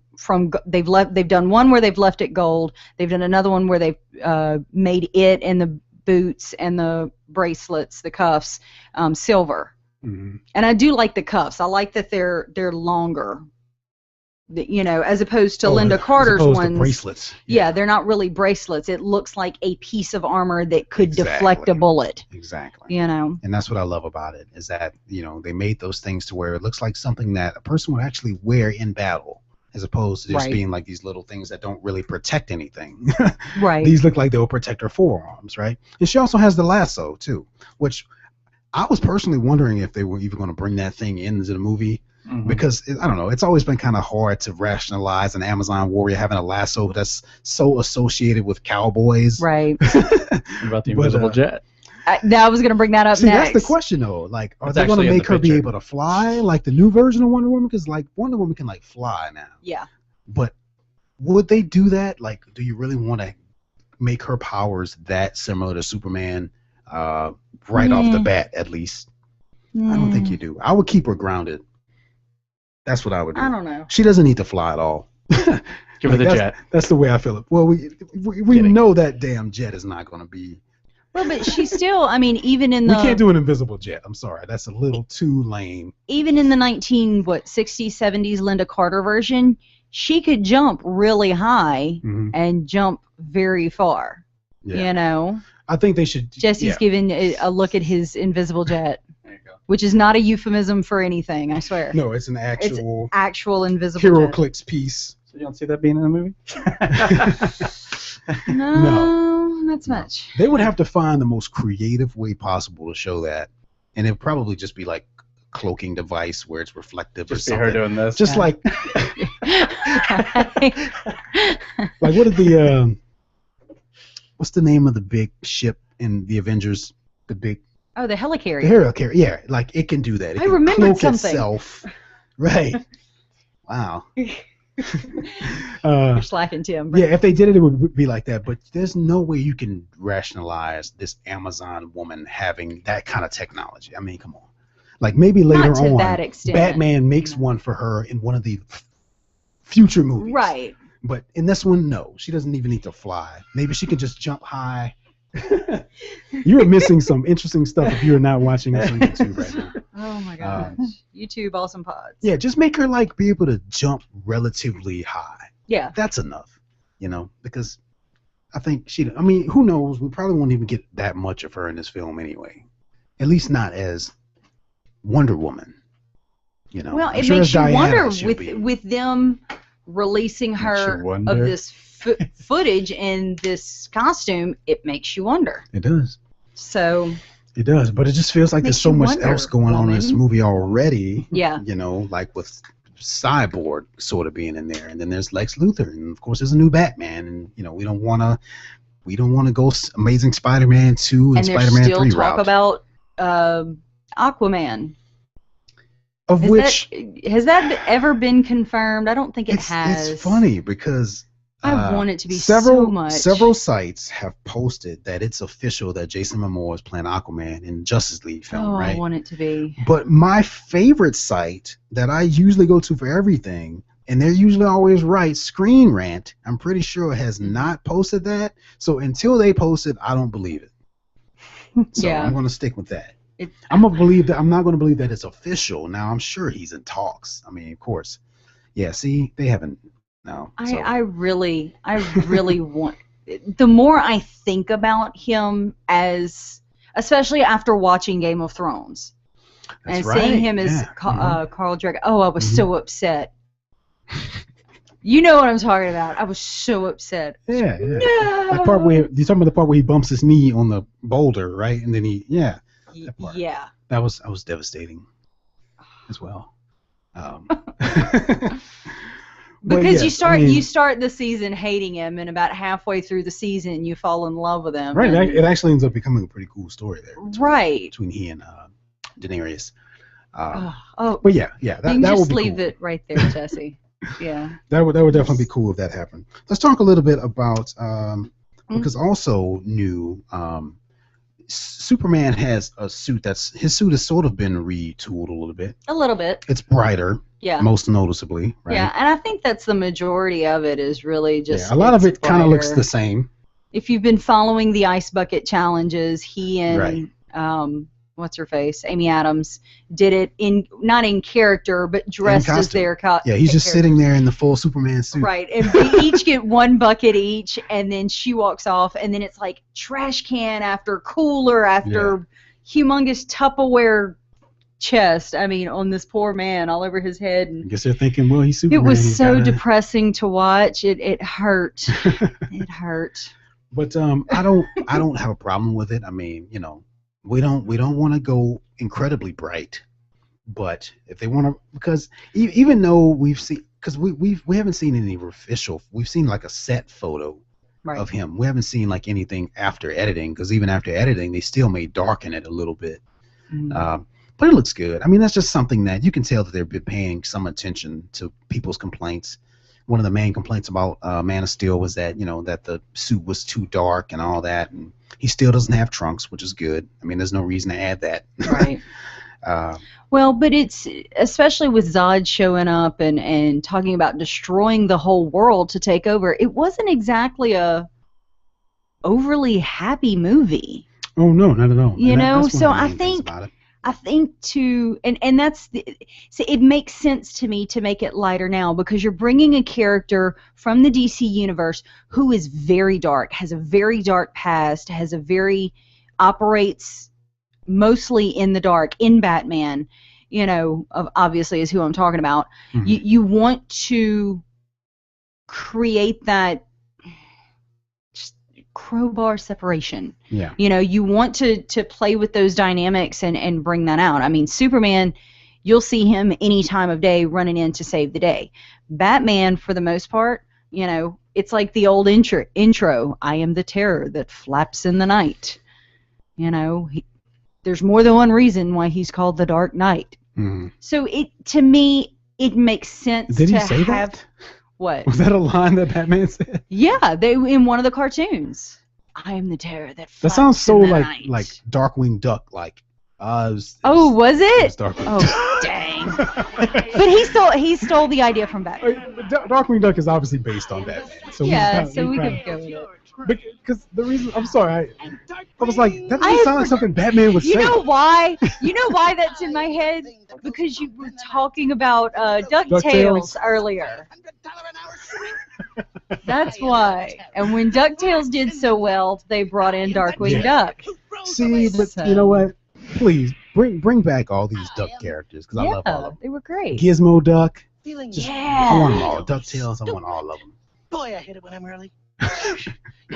Yeah, if you were too young to remember Darkwing Duck, please Google it. One of the please. greatest cartoons Darkwing was ever. great. One of Steven's favorite cartoons ever. But there was something similar in one of the cartoons. I mean, he didn't come out and say it every time he showed up like Darkwing Duck did, but there was something similar. Well, you know what? The flaps part may just be they may have just replaced a word. You know what I mean? Right. They may have just said, well, Batman said this. Let's replace that word with flaps to make it funny for Darkwing Duck. Nothing comes up in the Google. I love how faps is an option there. Oh, no, indeed. I'm the terror that faps. Oh, man. Okay. Moving right along. Yeah, okay. But let's talk briefly about, just kind of ties in, maybe not, Shazam, right? The Rock was just cast as Black Adam. I'm excited about this. And but he had been teasing this for quite a while. Sure, and we didn't know if he was playing Shazam or if he was playing Black Adam. Right, and for the longest time, because of what he had said, everybody assumed it was Shazam. He's like, yeah, because everybody's been wanting him to be in either one of the DC or Marvel properties, totally. Or even in, the X-Men properties. Mm-hmm. I mean, my husband was dead set that he should have been Bishop. Mm. He totally should have been Bishop. So, but something that he had said in an interview, he's like, yeah, there's talks. I'm going to be in it. One of my favorites. All you have to do is say the word. And everybody went, Shazam! I guess at that time when he tweeted that or whatever, he must have been leaning more towards Shazam because that quote lends towards Shazam, right? Yeah, not it really Black does. Adam. But maybe he was just saying that I'm going to be in the film. I don't know much about Black Adam. All I know is that he's basically Shazam's arch enemy. Right. Right. And to some extent, I think he's still kind of he's kind of like Catwoman. He's an anti-hero. Yeah. I read that. Not full-blown villain. Yeah, like the more current versions of him are making him more so of an anti-hero more than a villain, which makes even more sense that they would cast someone like The Rock, right? Because, you don't cast him because you just want like a pure evil villain. Right. Because he's such a versatile actor in a lot of ways that he can go either way. And John Cena will play Shazam. Oh, no. And I mean, if you right, WrestleMania. Yeah, which is something that I had mentioned in our YouTube exclusive content. I'm a huge wrestling fan. I've watched wrestling for years, and so I'm familiar with Rock in and out of the ring. So, I'm familiar with him and some of the other, things that he's done. And I think he's a great actor. I think it's a good choice. I think it'll be a good fit. Everybody wants to see him in some sort of superhero something or other. Yeah. So, yeehaw. I think at this point where I'm just excited that he's going to be in something. I mean, you can't have him flying. He's one of the biggest names right now in Hollywood. Oh, yeah. And he basically looks like a superhero. Oh, yeah. So you got to get him in there somewhere.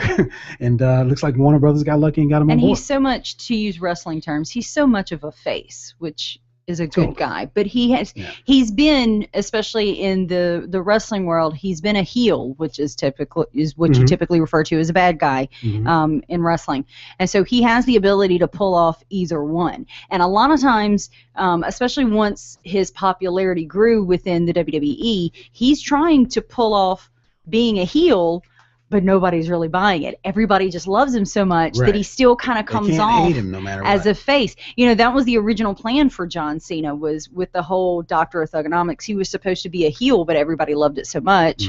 That's how he kind of became who he was. That shift happened where the bad guys started becoming like more popular. Than and everybody wants to kind of see him go heel just for a change, but Vince, he's the face of the company. He doesn't want to do it. And everybody's tired of it.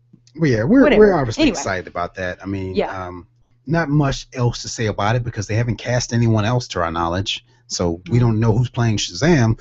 I will mention this though.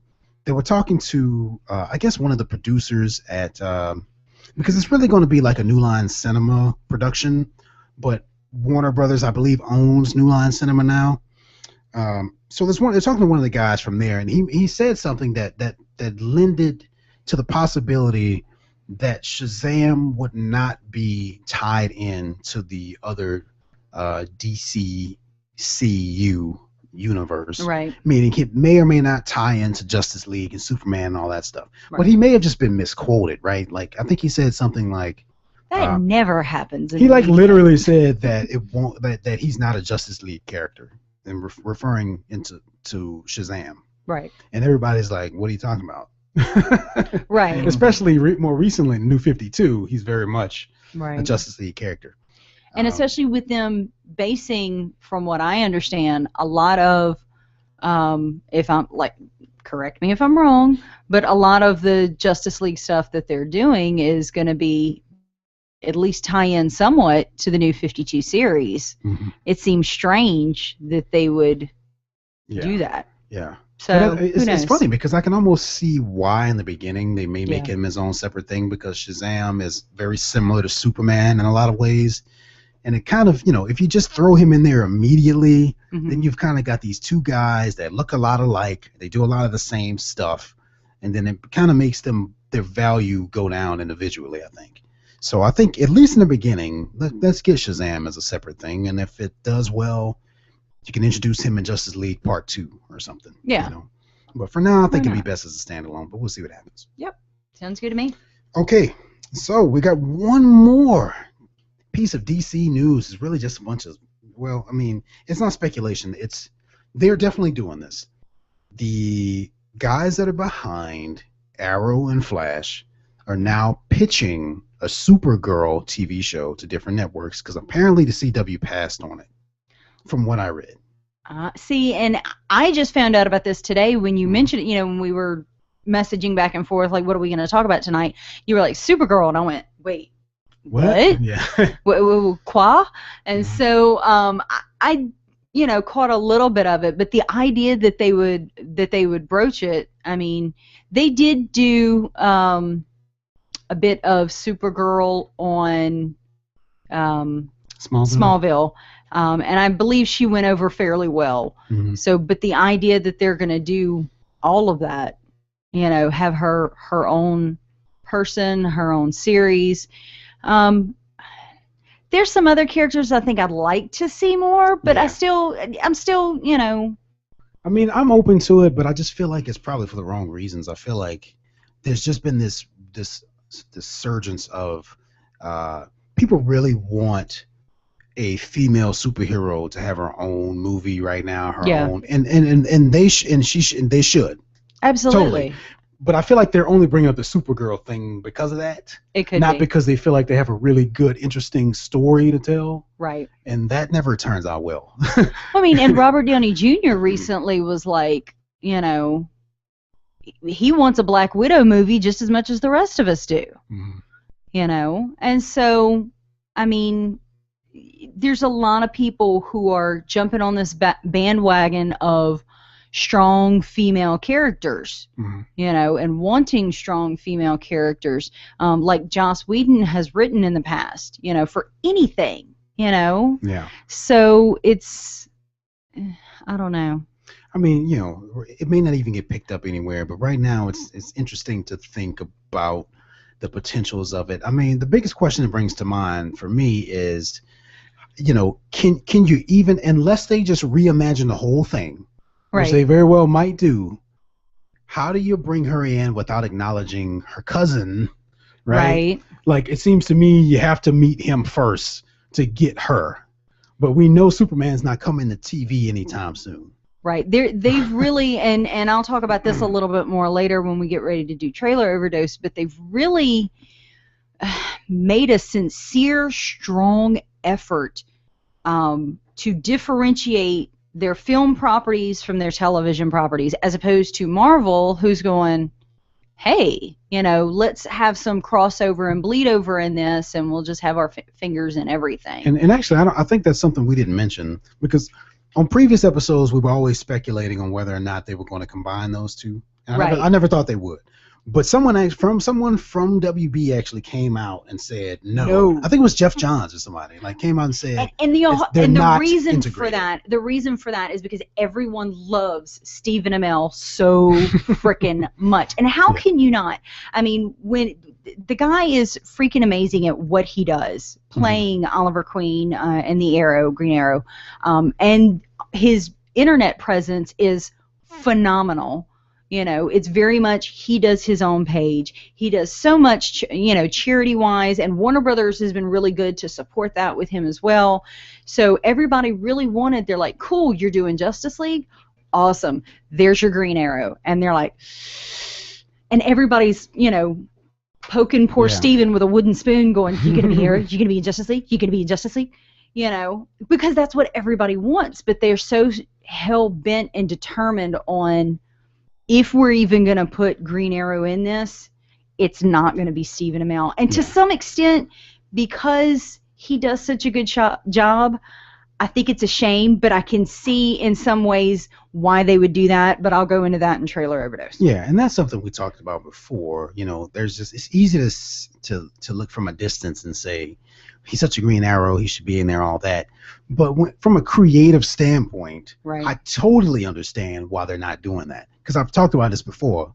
You bring in Arrow, then you might have to bring in Flash because he's in the same universe as Green Arrow. Right. And then you get yourself into this big bind where you have to worry about the continuity of the films versus the continuity of the TV show, but that doesn't work because they didn't take that into consideration when the TV shows first aired. So then they have to start retconning stuff so that it makes exactly. And it's just that's why Agents of S.H.I.E.L.D. works the way it works now, because they're picking up into where the middle of the universe already is. That's already set in stone. You know, we've talked about this before. They've made this huge plan through like 2032 or whenever it is to have all these different movies and television shows and Agent Carter and all this stuff that's coming to ABC this fall. And that's why it works so well, is because they've designed it and planned it and been able to put it in, you know, filter it in as it is. Yeah, Marvel had the benefit of having their movies already out. And then it's like, it's much easier to put a show into that universe than it would be to put a movie into the other or combine them, you know, like when they were separate at first. So, I mean, it's debatable whether or not Agents of S.H.I.E.L.D. is good. But I mean, don't get me wrong, that Ming-Na Wen and a lot of the other people on the show are great, but Clark Gregg is really what makes that show for me. Who plays Phil Coulson. I mean, it's awesome to see somebody like that. And I think a lot of that also has to do with Joss Whedon and his brother Jed and the way that they write. You know, it has a lot to do with them and the way they write characters, and they take these people, you know, or actors, I should say, who normally you wouldn't see leading a show, you know, just like he did with Nathan Fillion for Firefly. You know, that's not somebody who you normally see carry as the head of the show, but he saw something and was able to do that, and that's why Nathan Fillion has Castle. He said that a million times. He's like, without Firefly and without Joss, there would be no Castle. And that's why Castle's in its, 5th, 6th, 7th season? I don't know. you know. Well, if there's anything to take away from this is that I love Joss Whedon. That for sure. That is established. But also that there's just so many different yeah. comic book properties that are being eyed and coming to the small screen soon. So we'll be drowning in this stuff, and if they make Supergirl, and I mean honestly, I have no reason to doubt Greg Berlanti and all the other people that are behind Arrow right now, because they made it work for that. Right. And I'm excited for the Flash, and I'll be excited for Supergirl if they do this. I'm a little bit more concerned about Supergirl right now, just for all those reasons I just listed. But it's a good idea, and we'll see what happens, right? Basically. Yeah. Basically. Okay. So at this point, I think we're going to save Trailer Overdose for last, even though it would make sense to do it now since it's DC. Yeah. But since Trailer Overdose may contain some spoilers for people who hasn't seen Season 1 and Season 2, right, we'll just save that for the end. So now we're just going to talk very quickly about Teenage Mutant Ninja Turtles. Yes.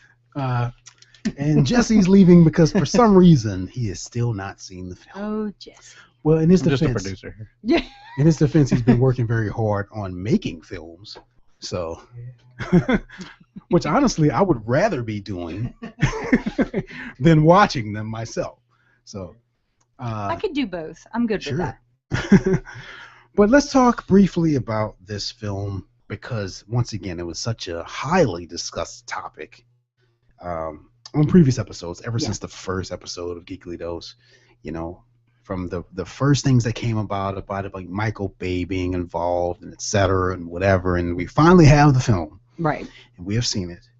So I actually had the joy of seeing it twice. And if my children are watching, I apologize because I told them I didn't go see it. We had talked about actually going to record, I think, about a week and a half ago. Mm-hmm. And just it didn't. And so I was like, well, I kind of need to be prepared. So I just took off by myself. There was more people than I thought for a Thursday, Friday afternoon that were there. Probably about 20, 30 people, all adults, obviously, because it's the middle of the day, and nice and quiet, and got to see it, and it was really good. Well, I think the next day or the day after, we took the kids to see it. We got there a little bit late. We were sitting like in those first front 3 rows. Ouch. Yeah, where your head is craned completely back, and we saw it in 3D, and like I was feeling awful, and so I walked out at one point, and they're like, you're going to miss it. And I'm like, it'll be fine. Mm-hmm. You know, so, but I enjoyed it, you know. I really enjoyed it. There was a lot of fun little spots where they, you know, threw back to some of the older cartoon properties, some of the speculation that had been online. There was a lot of tongue-in-cheek. There was a lot of nods to the old movies and cartoons, which I really liked. And, you know, because really and truly the target audience for this, even though you want the younger people, it's people our age, right, you know, who remember, you know, Vanilla Ice showing up in the movie, you know, and that kind of stuff. So it's really your target audience to really win over. My kids loved it. I loved it. Clint, as far as I know, loved it. He didn't tell me that he didn't. I could be wrong. But it was just a fun movie to go and see. Do I see them making a second one? Not really. I don't. Well, you know they are, though. They are? Yeah, okay. No, it's official. Like, the movie made enough money to where... May as well. Yeah, like after the first weekend, they really were like, left okay, it. It's not like one of those things where they left it hanging to where they had to make a second one. Totally not. You know, unless you count poor Will Arnett's car, you know, blowing up at the end. So. Yeah, I kind of can't. I can't really talk about it without explaining my experience watching the movie, because that. Which is why I brought up mine. Right. Because I had known about yours. So we have that in common. At least, you know, our first experience watching it sucked. So my first one was fine. It was my second one that was bad. Was bad. And that was more because I wasn't feeling well and we had terrible seats. Okay. I only saw it once, but I wanted to see it again because the first was so bad, but then I just kind of said, well, you know what, whatever. Yeah, so I went in there, I think it was on a Sunday afternoon. For some reason, I'm thinking this will be a good time to go. No one's going to be here, etc. Wrong.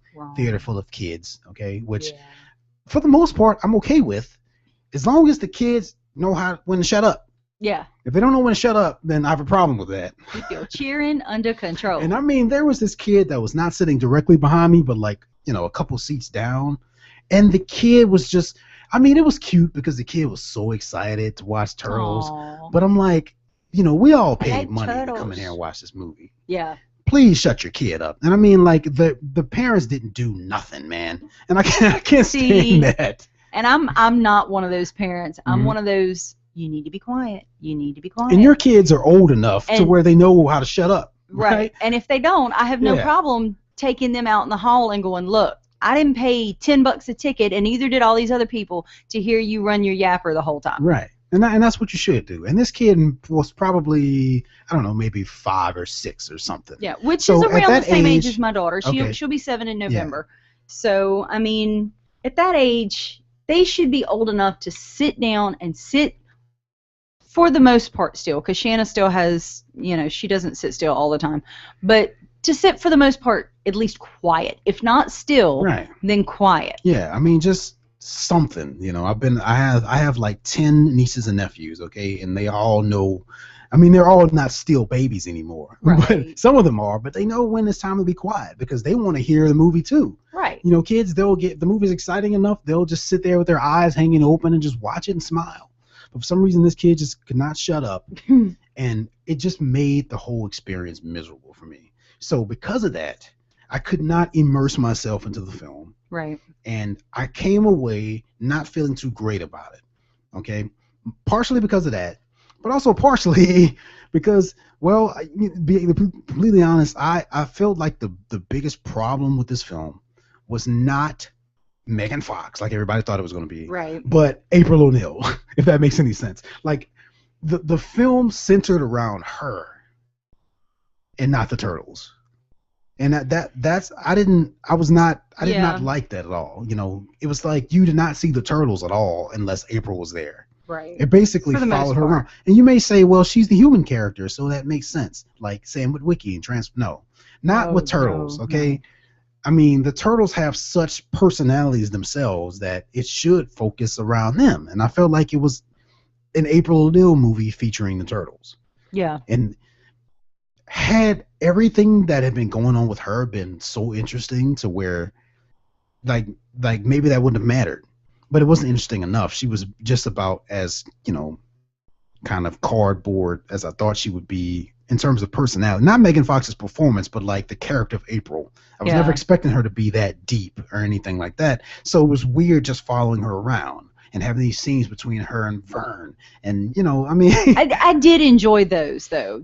And that had a lot to do with Will Arnett. Mhm. I knew he was going to be funny in this. I Yeah. knew he was going to bring some of that, and so those I enjoyed more than anything. When it came to just her. Yeah. Just her by herself. And to some extent, I can kind of understand why they did it, because you have to establish this base. You have to establish where they came from, how she ties into it, other than just, oh, she found them.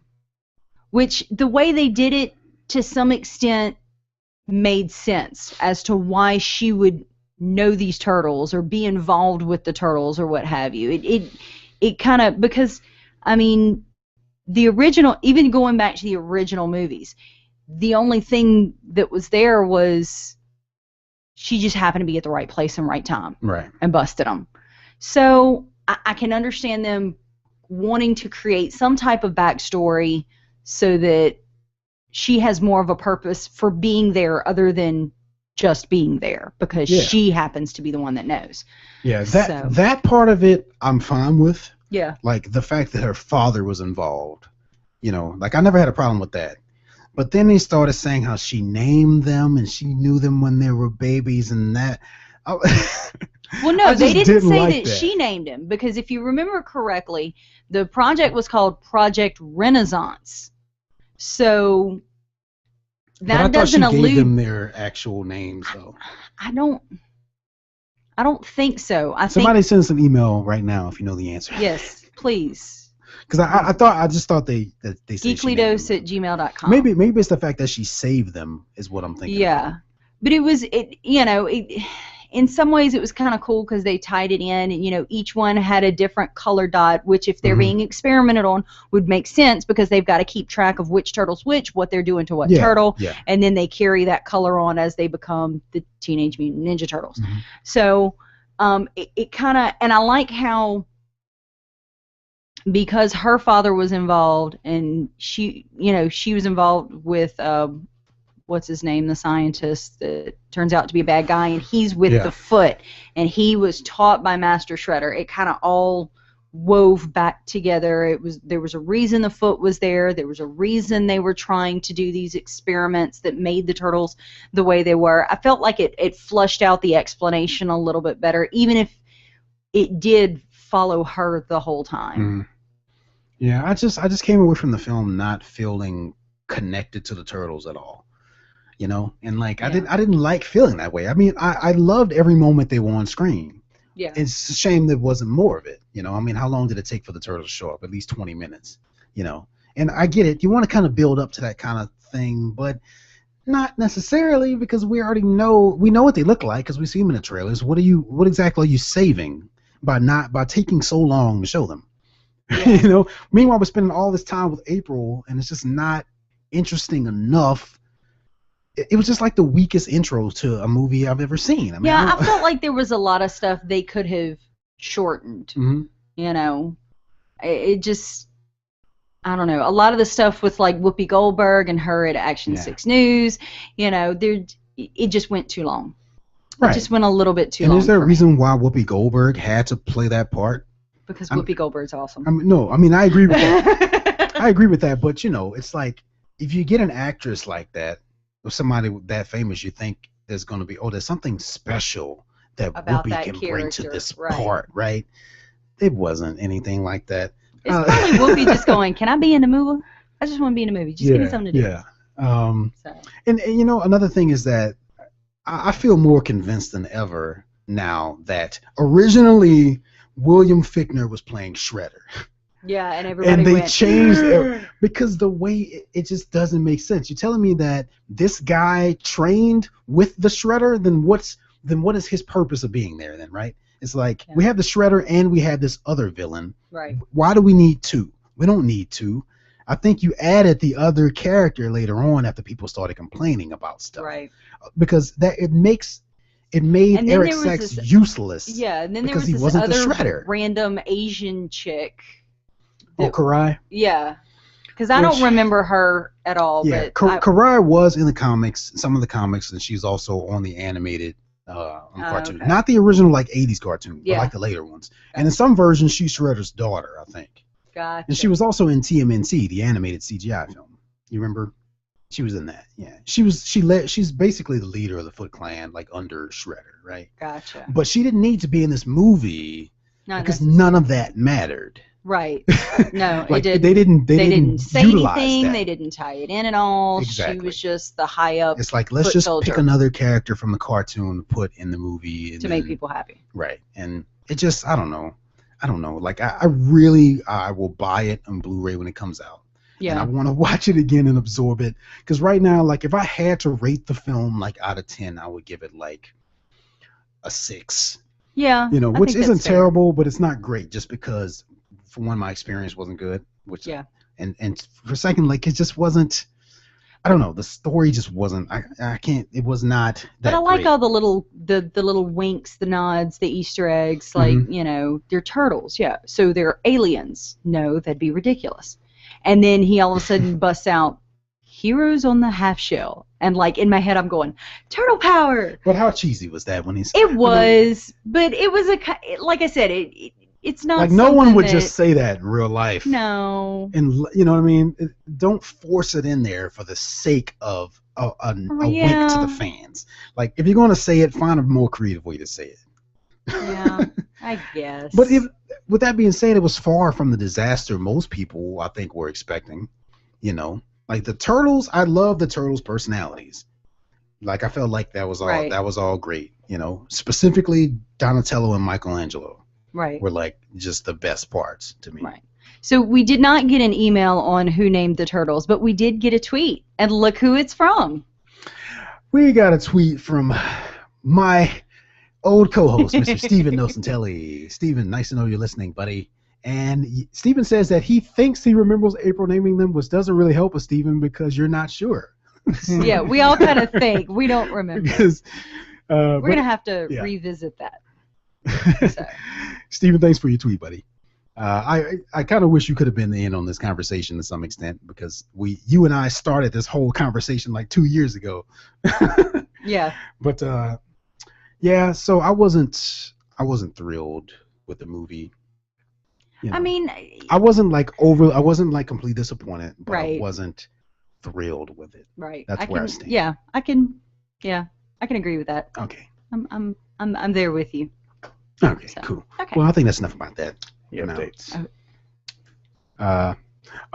Okay, sorry. Oh, we got another. Yeah, they did have that little Easter egg. I forgot about that. Yeah, there was a line where Shredder said in Japanese though, so it was subtitled, which made it even more weird that he said, "Tonight we dine on turtle soup," which is something that Shredder has said in the cartoon, the old '80s cartoon, a bunch of times, I'm sure. I mean, I appreciate it. Yeah. Did I like it? Eh. Not really. That one didn't feel as forced though as the Heroes on the Half Shell one. Oh no. That totally felt wasn't. super forced. It just Fun, but forced. It wasn't believable to me that this this really badass Japanese martial arts master in this serious situation would say something like that. That is very much a cartoon line. Yeah. It just didn't. It still didn't feel as forced as the Heroes on the Half Shell. And Shredder was so underdeveloped and just. I mean, the suit was awesome though. I thought the suit was pretty awesome, especially the the fact that he had all these blades that he could throw out, and then he could flip a switch and they'd all just come right back. Yeah. That was pretty freaking awesome. And so the fight between him and Splinter, I was like, like a drooling zombie just absorbing it. Yeah. So that part I kind of enjoyed of it. Yeah. So. Okay. Well, we didn't talk about this, so let's mention this briefly because I completely forgot about Splinter for some reason. I talked about the turtles a lot, but the fact that I forgot about Splinter, what does that tell you, right? But no, I didn't. The Shredder, I don't want to seem hypocritical or whatever, because I mentioned when we were watching the trailer how much I love that. But in the movie, I don't know if I was as excited about it. I mean, I just didn't understand, how were they even able to make something like that? Well, I mean, and if they're going to do anything, I mean, obviously Sachs has access to lots of money and power and technology and stuff like that. So, okay, whatever. He made the suit. If you're going to bring in the suit, I mean, you get this glimpse of Shredder at the beginning, and it's very difficult to see, and you can see that there's some scarring to his face, which has always been alluded to throughout the series.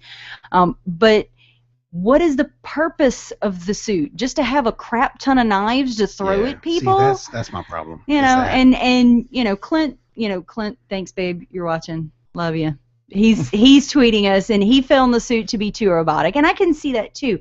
To me, it's the fact that it's robotic but without a purpose. I can live with it being robotic if there's a purpose behind it. Yeah, I mean, it's always nice to try to find some kind of a practical reason why they would have something like that. Right. Like with Tony Stark, it started because he just wanted to keep shrapnel out of his heart, and then he needed the suit to get out of this cave. So then it was like, okay, they've already established why he needs a mechanical suit. Right. And then it just built from there.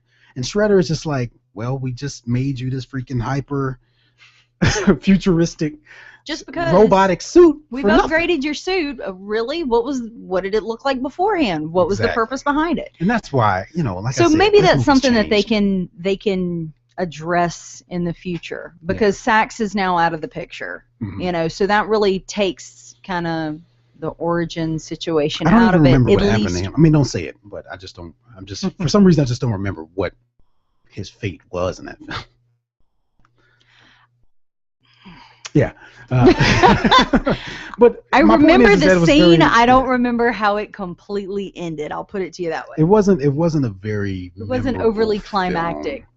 I do remember, like I said, my favorite parts were when the turtles were on screen doing stuff, and joking around, and how awesome was the scene with them in the elevator. Oh, that was so good. There should have been more stuff like that, though, Yeah. right? You know, it's like, that's like everyone's favorite part of the film. Why was there not more stuff of them being like that in the film? And that whole scene was spoiled on the internet as well. Yeah. Yeah, well, that scene was in the trailer. Well, I mean, they had a 4-minute thing. Yeah. Oh, like the entire that thing. That started before the elevator, that it went through the elevator, then after they exited. Like released by? Yeah. Yeah.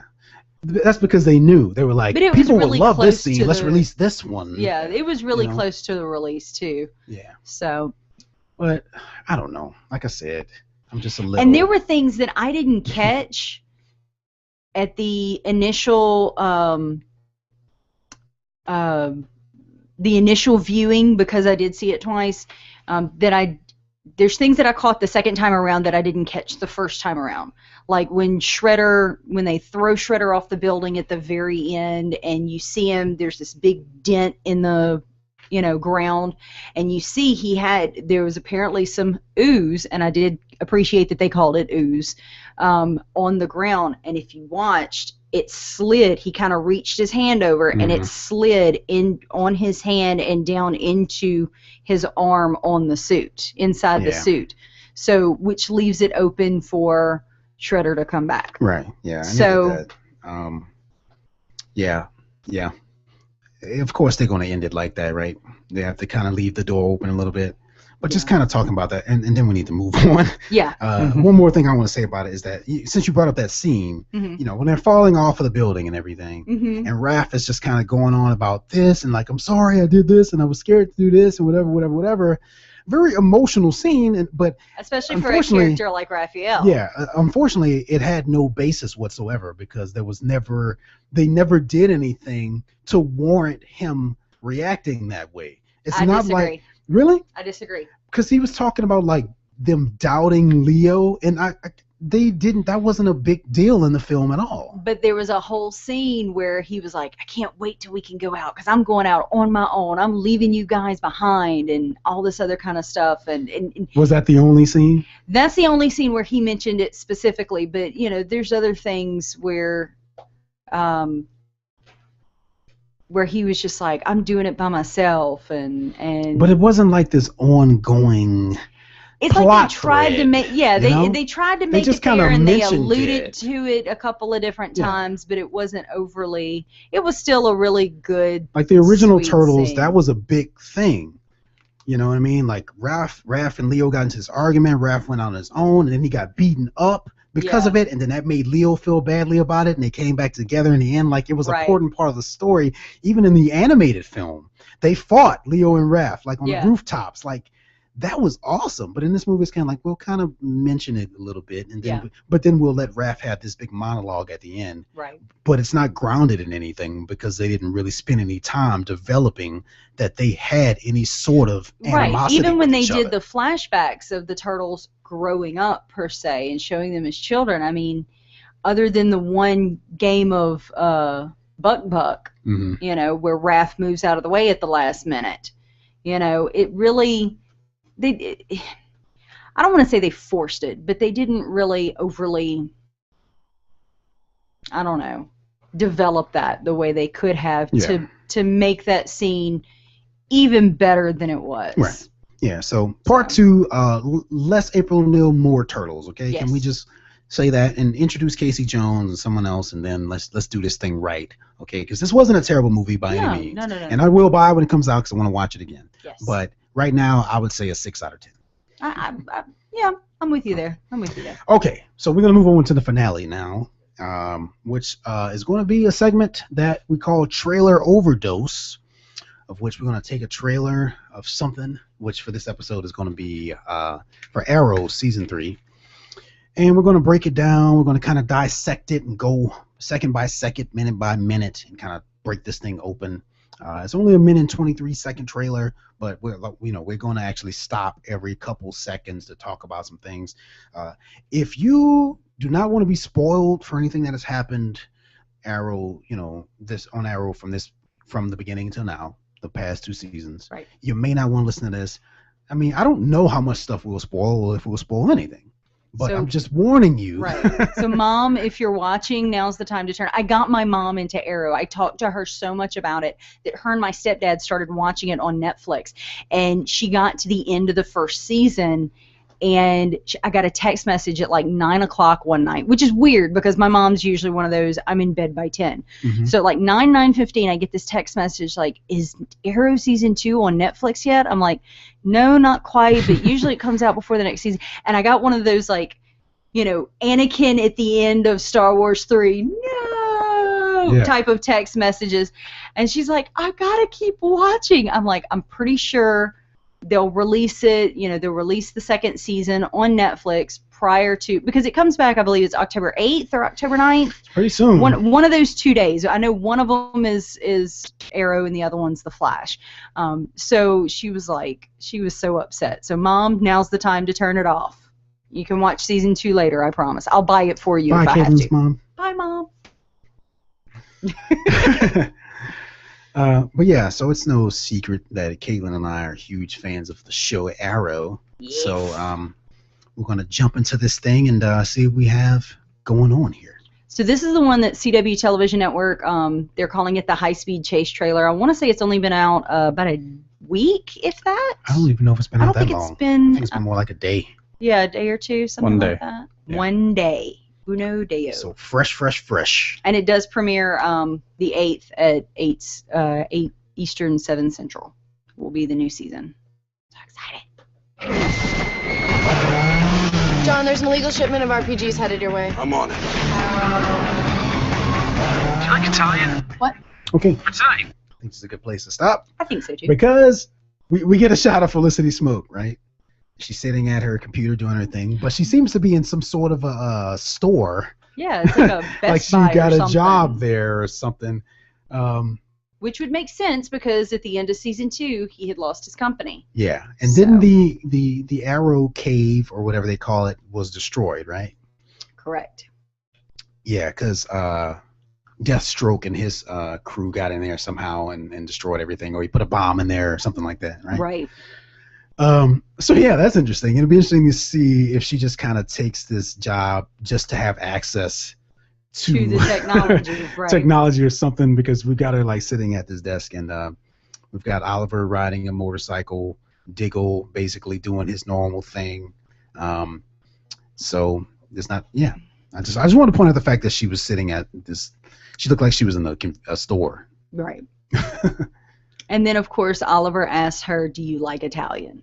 Which, the end of season 2, especially that last episode, you know, there's that nice moment in the Queen Mansion between Oliver and Felicity. Mm. And when we initially see it, we're going, okay, I'm not going to speak for everybody, but all of the women who watch this show are going, yes, finally. You know, and he's what you think is pouring out his heart. Deathstroke has the wrong woman. She's not the one that I care about more than anything. It's you. And we're all going, yay, finally. And then later on through the episode, you realize he knew that he was probably watching and planning something. It ended up being this elaborate plan. And Felicity's in to fool Deathstroke. Yeah, and she's in on And it. the And we're all audience. going, no. Yeah, and so mad at you right now. I mean, I have never been a big. I love Felicity, that character, to death, and I love Oliver, but I never wanted to see them together. It just never made sense to me. It's just kind of cute. She kind of. But see, that's the thing. Like, I don't. Well. Yeah, they play off of each other really well. It's cute, but like to me, Oliver Queen doesn't do cute. You know what I mean? He doesn't. I mean, he was dating Canary, right, who was the opposite of Felicity in a lot of ways. Right. She's dangerous. She's a fighter. She's like an assassin. I mean, so they make much more sense to me. But I don't know. We'll bring that up in a second. Sure. So let's watch a little bit more. I want to see him get back with Laurel, but I feel like they're getting so far away from that now that. Yeah, a little bit. I mean, there's still room for that, but. Okay. The film guy in me notices the camera they used has rolling shutter, like really bad. Like watch this shot with the screens and they move it. all the screens fold. Oh, Lord. Take that, CW. Yeah. Do you like Italian? What? For tonight, you like Italian, right? Everyone likes Italian. Oliver, you're in the middle of a high-speed chase. I'm multitasking. There will only be 2 types of criminals left in Starling City. Okay. We put So if we roll it back a little bit, we see there's 3 people walking down an alley, and obviously one of them's going to be Arrow, and there they are coming into the... obviously there's going to be a new Arrow cave, because you see that as well. And there is, well, I don't know what they're calling him, but Roy. And Roy's freaking costume is badass. I agree. It is. I'm sorry. It looks better than Arrow. It's better than. I mean, let's just say even Stephen Amell said it. He was like, "Yeah, I'm kind of." But apparently, he's gonna, according to what's been said at San Diego Comic-Con, he's gonna get some costume upgrades and whatnot. Oh, he better. It's freaking. I mean, I've always kind of liked Roy, but now I'm kind of like, Roy. Okay. It's Roy interesting. And some leather I think they're going to be calling him Arsenal. Yeah. Which is apparently a character, but it's weird because he's obviously also Speedy / Red Arrow.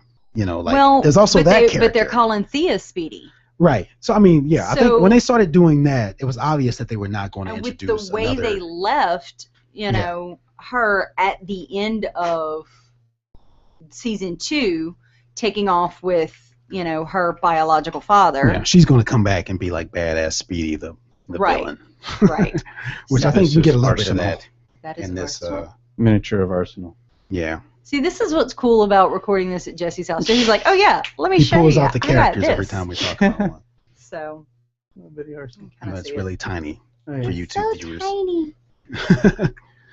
But yes, the point is that his costume looks very good. Awesome. Because instead of it just being like a plain red, it kind of like fades to black in and some portions of it. Buckles and all kind of. There's like. Looks awesome. Laces, like it laces up the side or something. It looks so awesome that I am going to find an opportunity to cosplay as him some point after this show, maybe next year. That would be awesome. And then I'm going to lose all my weight and I'll go as your Theo. I'll go as Speedy. That would be cool. That'd be fun. It would. Jesse's going to go as Arrow himself. We'll save the main character for you. Assuming he ever, finishes watching the series and gets caught up. Steven will be Deathstroke. That's more, yeah. He'll have the most difficult costume of all to pull off. Okay. Have fun with that, Steven. Actually, that would be the easiest. Actually, you're right. Because I have something right now that could pass as Deathstroke. Actually. Yeah. There you go. When you get to cover your entire body, it's like easy. I mean, I was what? I was who was that last year? Spaceballs. Darth Helmet. Yeah. So it's easy to help That's cover awesome. It was a pretty cool costume too. Oh yeah. That's awesome. Got it in my We'll show you some closet, pictures afterwards. What's For the sale. matter, Colonel Sanders? Chicken? All right. That's one of my favorite lines. Anyway. There will only be 2 types of criminals left in Starling City. The ones we put away, the ones that are running scared. If you keep this up, there won't be any criminals left for me to prosecute. You have failed this city. How are you, detective? Wishing I was still a detective. Okay. Got it. We have to mention this, right? Because did season 2 not end with some sort of cliffhanger or something bad happening to Detective Lance? Yes. So he's obviously okay. He appeared to have had a heart attack or stroke or something some of kind that seizure or nature something. after Canary got on the boat and took off. So, we wondered about that. And obviously, at some point, Laurel figured out that, she put the pieces together just like, I really think her dad put them together too. He's just like, nope. If I don't verbally say it, it's not real. Mm-hmm. And I can just disconnect from it, especially since he was on the police force. If I absolutely make the connection, then I feel obligated to divulge that information as an officer of the law. Mm-hmm.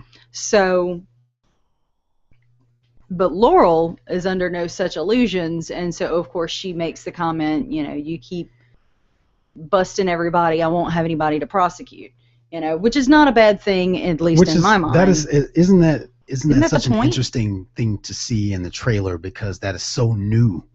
Because she, for the longest time, she Right. didn't know that he was Arrow, but now that she Right. knows, it's interesting to see how their dynamics will change now. Because Right. this has to have opened her eyes to so many things. Like with Laurel, it's like now all of this stuff makes sense. Mm-hmm. The reason why you did this, the reason why you did that, Right. and all this. So I feel like that'll bring them closer in a way. So maybe they'll get back together. One can only hope, right? Could be. I'd be And cool then- with that. And then you see at the end of where we stopped it, Oliver in Arrow costume saying, "You have failed this city," which kind of throws it back to season 1 and the list. Because I don't think the list was ever fully completed. There was a big distraction Yeah. because there was bombs. Memory's a little fuzzy on that. Yeah, and all that kind of stuff. So, we might be getting back to the list, or there's more to the list than we actually realize, especially, once you realize that Moira was involved and all this other, Mhm. which I am so sad that character's not going to be there. I really, and that was such an excellent scene.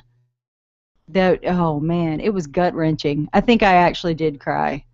It was so well played. And That's why this is one of the most underrated shows on television. Like even Stephen Amell, when they came out with, I want to say, the Emmy nods, he's like, we should have gotten a nomination just for our choreography alone. Agreed. I mean, they do some phenomenal Agreed. It's stuff. sad how these kinds of shows just don't even get But acknowledged. There's always possibility for Moira to come back in flashbacks. I mean, in the first episode, Tommy's going to be there. He's already, and I follow him on Facebook, the guy that plays Tommy. I can't think of his last name. Yeah. But Tommy. Tommy. Good old Tommy. Because I was upset when Tommy died. I'm like, no. So I was excited to see that Gotta they were kill at people, least though. bringing That's how you keep it him fresh. back in flashbacks. Mhm. Yeah, tell that to George R.R. Martin. We're gonna kill everybody to make he it already fresh. knows. Kill everyone as well. So I mean, yeah. So there might be some throwback to the list a little bit. Gotta finish. Gotta finish taking care of that. Yeah. So it's a Okay. possibility. Let's resume. Date or so? Don't look so surprised. Okay. Well, we have to mention the fact that Black Canary is back. Right. Or did she She left left on a boat at the end of right. season 2? Not with Talia To go al to- Ghul, to but none one the of the Parbat other. or whatever. Yeah. To go back to The League. Yeah. And apparently she got her jacket back because I know she left it with her sister. But it looks like she's got it here. Maybe a little different jacket. I don't know. Mm, She looks incredible though, as always. As always, yep. I feel like Canary's this kind of character now. Like you can't. I mean, I don't want to say we can't have her on the show, but I don't want to see her not be. You know what I mean? Like I love that. She's awesome. Yeah. I mean, she's just awesome. Like there's nothing to not like. And I feel like originally they probably weren't even planning on keeping her around this long. Right. Because she kept disappearing, and not only that, I mean, huge spoiler alert here, but we were led to believe that she was dead for like the entire first season of the Right. show.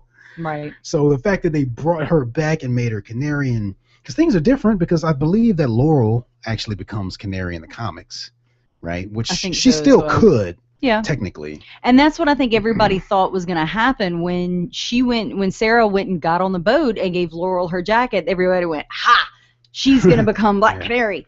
But I think it's a little soon for that. I But I like that Black Canary's still kind of coming up because at least within this Inception version, however you want to say it, it's someone he can relate to, but who's been through a lot of the same experiences as he has, so it gives him a centering, Right. a battle buddy, as it were, and that's probably why they didn't work out as a couple,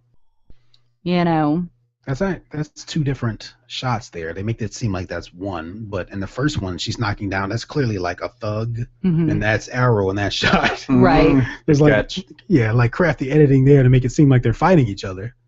Well, she Right. probably just like rescued him. He or probably should, yeah. he showed up after the fact, or she showed up in the middle of him fighting that guy, or whatever. But exciting to have Sarah back, At least on a temporary You know, basis. just keep giving us as much eye candy as you want, and I'll never be mad at that. So. Yeah. All right. So surprised. I haven't been gone that long. And then you see Oliver let's and just talk Felicity about it for kiss, which everybody's been wanting for 2 seasons. Yeah, I'm gonna go ahead and say now that it's just gonna be that and not anything more than that. I think they're going to play with it a little bit at the beginning of the season, but I know at some point there is going to be a crossover between this season's Arrow and The Flash. I want to say it's episode 8, somewhere in there, and Felicity will be making a run over there even before that. So, because they flirted with the idea of her and Barry being together, which to some extent made a little bit of sense. But I don't know. I mean, Felicity's been so in love and awkwardly sticking her foot in her mouth, in front of Oliver for the last 2 seasons. Mm-hmm. Just play it out and see where it goes and be done with it. I just don't want to see it. I just don't.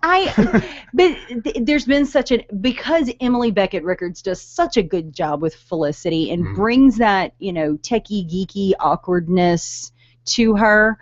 It just, especially with someone in front of someone who's known as a playboy, a womanizer, or whatever, as Oliver Queen is, it's a really cute chemistry, Okay. So Yeah, I think I can see everybody's enjoying their chemistry on screen. So it's like, look, just do it once, All the more reason see to what not give them happens, that, and then if it doesn't work, just See, it me doesn't as a work. writer, I'll be like, everybody wants that to happen, so I'm just gonna tease it until the series finale. Well, they did why that give them, last season. Yeah, it's like just keep teasing them like every season to make you think it's gonna happen. That's why I think it's just going to be that kiss and nothing more than that. And it's not a coincidence that they put that in the trailer because they know people want that. But that's all the more reason to not give it to them. And I think they said something that there was going to be some, as it's called, illicit action at San Diego Comic-Con. Oh, I hate when they combine people's names like that. I know. Sometimes it's cute, sometimes it's aggravating as hell. So, but I mean, at the very least, we all kind of knew it was coming eventually. Yeah. So. All right. Something's gonna die. You, for example. Ray Palmer, parked on your roof. I hope that's okay. Superman. To mention Okay, the but he's fact not Superman. that Brandon Routh is a new character. I think he's playing Heat Wave, if I'm not mistaken. A character who becomes a character named Heat Wave. Jesse HeroClix, no. I may be mistaken about that, but nope, I was wrong, right? Oh, I don't know. No, Heat Wave is a Flash villain. Sorry. Okay, they cast that guy as Heat Wave. Yeah, in the guy Flash. from Prison Break, and he was also in the last Blade movie. He played Trinity. He played Dracula. So. Oh, that movie. Whew. Yeah. The Atom. He's playing the Atom. Atom. There we go. Okay. Oh, that's a good guy. Yeah. So I love Brandon Routh. Nice to see Brandon Routh come back in some DC capacity, right? Right.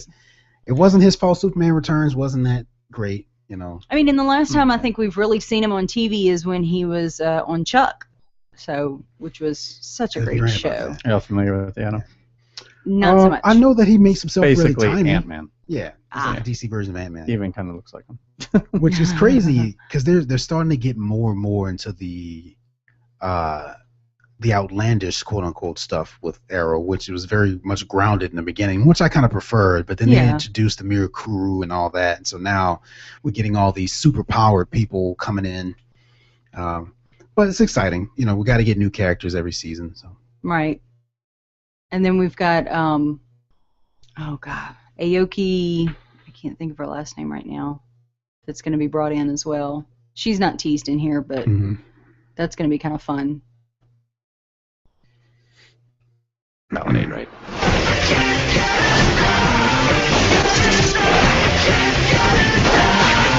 okay, let's talk about what we saw there. Oh yeah. There was a shot of Thea Queen chopping something in half. Looks like possibly a vase. And we know that she left with her father, Malcolm Merlin, and as everyone pretty much predicted, he's going to train her, right? And at this point, she's so scorned by Oliver And Roy. that she'll probably be brainwashed to some extent and come back to Starling City as some kind of a vigilante villain. I just hope they don't rush into that, because, I mean, it took Oliver like 5 years to become what he is. And if they just make her this badass assassin in like a month, I'm going to be kind of disappointed by that. I can completely agree. So if yeah, she comes she's back, got she some can come big back, but clay she better pot. be like a rookie. You know? And of course, John Barrowman is back, which we saw at the end of the season, and he of course ran off with her. John Barrowman playing Malcolm Merlin. And he's just a lot of fun. Sure. I'm liking him. I mean, even though it was only the last episode of the season last season, I'm really enjoying him. I really enjoyed him showing up. I mean, it's he always weird. has a very nice presence. Yeah. And I believe he's been upgraded to like full cast. Yeah, I think this so season. as well. So we'll be seeing a lot more of him. Oh yeah. Which we look for him to be more of an anti-hero this time. Like, I don't really expect him to be a full villain either. I mean, they had to work together to fight Deathstroke last time. Right. So I think it'll be a common ground, since they both care about Thea, and he wouldn't dare hurt Oliver because he knows that's Thea's brother. Right. And no matter how mad she is at him. Right. You know. So expect them to be doing some anti-hero type stuff, I would say, more so than full-fledged villain like Malcolm Merlin was like in the first season. Right. Who was that Laurel was? She just twisted some dude's arm. Okay, I don't know. Some new character. Some guy. Yeah. Okay. And then we've got that. I don't know if is that Roy? I in the assumed red it was, suit? but it looks like he's wearing like something over his mouth and nose too. It could be, or it. Yeah. See, I don't know. I think It doesn't quite. It might be. It could be Merlin. It could be Malcolm Merlin. It could also be. Well, I don't think so, because I think she mainly uses a katana. The other character that's been cast, Devin Aoki's character, whose name escapes me right now. Could really be anyone, I guess, now. Yeah, that's very I think true. they want you to think it's this because of the fade. Yeah. Because of the fade, right? That would make sense. There are still a few things that you don't know about me. Behind you!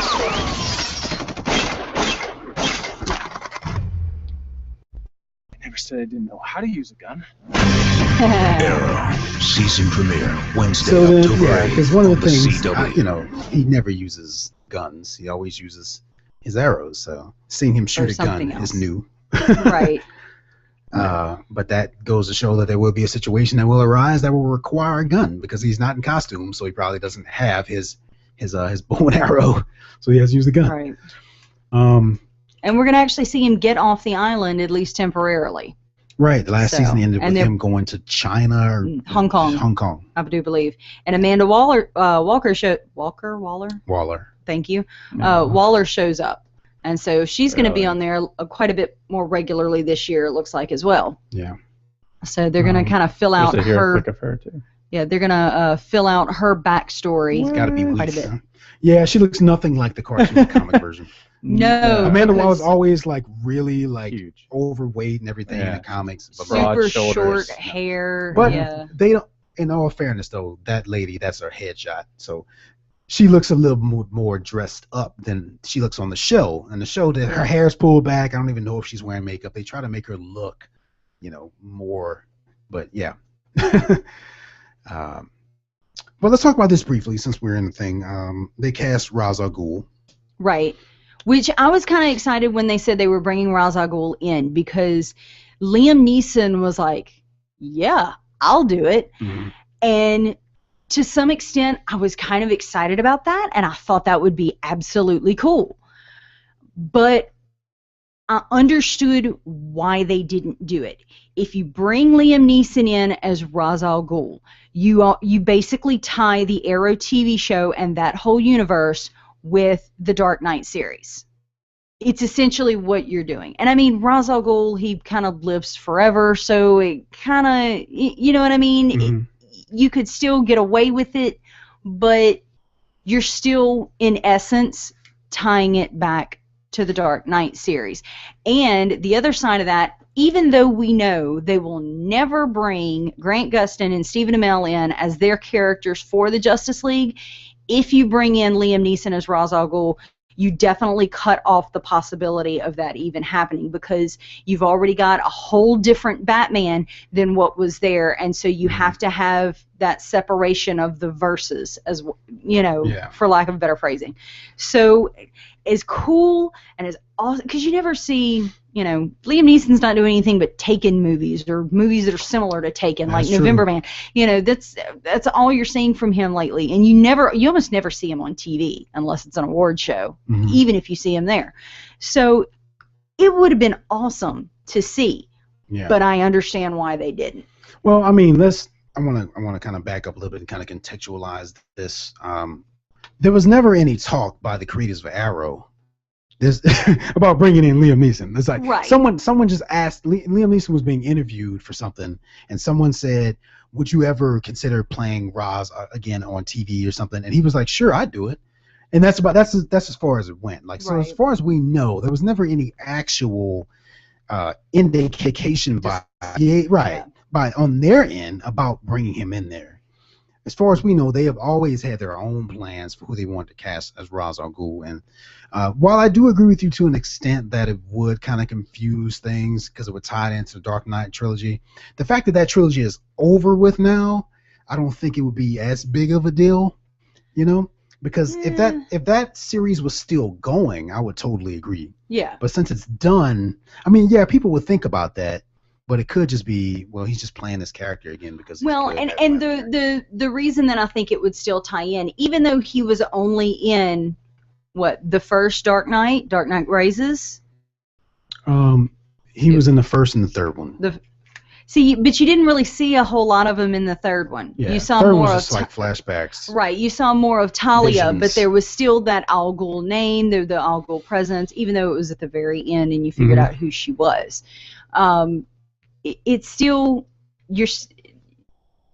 because that name was still so prominent through the first and third movie. You're still tying that all back in. Yeah, I mean, don't get me wrong. Like, I understand how some people would make that connection. Yeah. But I don't think it would be something that would necessarily detract from it. You know. All right. I'm sorry, Steven Pierce Brosnan. My bad. Well, but there's some I other heard you movie. bring up that movie, but I was like, it's not. But it's all the same type of interrupting movie. you over it. Yeah, and that's why. But it's the same type of movie to some extent. Yeah. You've taken somebody. I have a certain set of skills. I taught somebody else these set of skills. It's all the same freaking movies to me. So. But yeah, it'll be interesting to see what they do with Ra's. It's interesting that they're bringing in Ra's and still haven't brought Talia in, because I thought the reason they were keeping Talia and Ra's out was because they were more so Batman villains. Yeah. But if they're bringing in Ra's, then you might as well bring in Talia. Assuming that she exists in this world, right? Because we've got Nyssa, which is basically her, but just, you know, her sister. So we'll see what happens with that. But extremely excited for Arrow Season 3. I will say this. Arrow, Flash, and Gotham are the sole reasons why I didn't cancel my cable, because I was literally about to, because I'm like, I don't watch this and I need to save money, and you know, like all the stuff that I watch has ended the shows, but then I remembered, wait a second, I need to watch Arrow and all that. So if that says anything, you know, if you have any doubts about Arrow, at least check out Arrow. Fantastic show. Absolutely. Yeah. So, and just to throw out there, who is going to be playing Ra's al Ghul? His name is Matt Nable. The biggest thing you probably would have heard him from was in Riddick. He was in the Riddick movie as Boss Johns, and so that's most of what he's known for. But he's done quite a bit. He's a former rugby player. So, and looks like he's got quite a bit of stuff that's going to be coming out. Yeah. And I don't know. I don't overly see it, but I don't underly see it. Yeah. But Arrow's never disappointed, so we'll see what happens. Yeah, I don't think there's any terrible casting choice they've made so far. Right. So, well, I don't want to bring it back up, so never mind. Oh Lord. I was never crazy about the actress who played Helena, the Huntress. I was just never quite. I wasn't too overly thrilled with what they did with Huntress, but like I said, I'm like I've said before, I'm a huge Birds of Prey, the old series. I think it was on UPN or something like that, and I've got the disc set. But you know, it's just I didn't like where they took her, so I didn't quite feel. Well, she might either resurface. But they can't hold her. While we're talking about Roz real quick, Steven asked if you think that Roz can't appear on Gotham. Oh, okay. I mean, as long as the universes are separated, like no, I don't think it means that he can't. I think what's going to happen is that I think, you know, obviously Roz is definitely more associated with Batman, so I feel like they will use him if they feel like it. I mean, you know, I don't think there's any sort of, because these are two completely different networks. Okay, so we got Fox and CW. None of the same people are making these shows. So I don't see them coming to any kind of agreement and saying that, well, you use Roz this season and we won't. I just don't see that happening. Right, but at the same time, I mean, Roz is more associated with Bruce Wayne when he's older, you know, and Gotham is taking all place those characters as really, he's though, you know, a child, you know. So, but they also have the Riddler and Catwoman. He doesn't meet them until he's older either, technically. But it's not about Batman, you know. It's about Commissioner Gordon. Right, but Catwoman is young enough in that conception to where she fits within it. You know, I mean, and it seems like Riddler and Penguin, they're casting young enough to where when he's older, it would fit within that. Well, that Roz could be technically he could be the same age as Commissioner Gordon is in Gotham, and still, that's true. You know, he can with still the be a Lazarus presence. Pit and everything. But that makes sense. I don't think they'll go that route. Yeah. Because you know you're getting like you said, Batman doesn't really encounter Roz until he goes, well, at least in the movies, right? Right. Until he grows up and goes off the train. So if we see him, maybe it'll be later on once we've got like a teenage Bruce Wayne or something like that. Right. But to answer your question, Stephen, I don't think that means anything because it's all DC, really, you know? Right. And I think they can use whatever they want as long as they're not reserved for the movies. Right. You know? And obviously, I would think Roz wouldn't be if they're planning on putting him in Arrow this season. Yeah, I don't see Roz popping up anytime soon, and like you know, in Justice League or anything like that. So yeah, I think it's safe for both to utilize him. But with that being said, I don't see why they would bring him into Gotham. You know. Yeah, it just doesn't make sense. He's not as grounded of a character as the rest of them, I think. Yeah. Because he does have those mystical ties and all that. So. Yeah. So there you go. Yeah. Thanks for the question. Okay. So unless we have anything further, refresh that for me, Jesse. No, we don't. Okay. Okay. We're gonna go ahead and wrap this episode up because it's already going a little bit longer than planned. But don't we always do that? Oh, we do. Dope. What do you know about dough? You can't quote The Simpsons. You've never watched it. I have watched it. Just because I didn't watch every episode ever made in 1 week. Well, neither have I. So I know I had an opportunity to. But yes, okay. So that was Trailer Overdose for this episode of Geekly Dose. And we're going to go ahead and go into the wrap-up now. Just kind of do a little discussion. You should be, you know, pretty familiar with how this works by now. And that means that we don't really know exactly what's going to happen on the next episode because we don't have a set recording schedule. But I'll tell you one thing. The more emails we get, more likes, more shares, more retweets, whatever. More views on YouTube. The more likely we'll come back a lot sooner to record. Absolutely. Right? Because we feel like people and the more questions you guys have. Yeah, totally.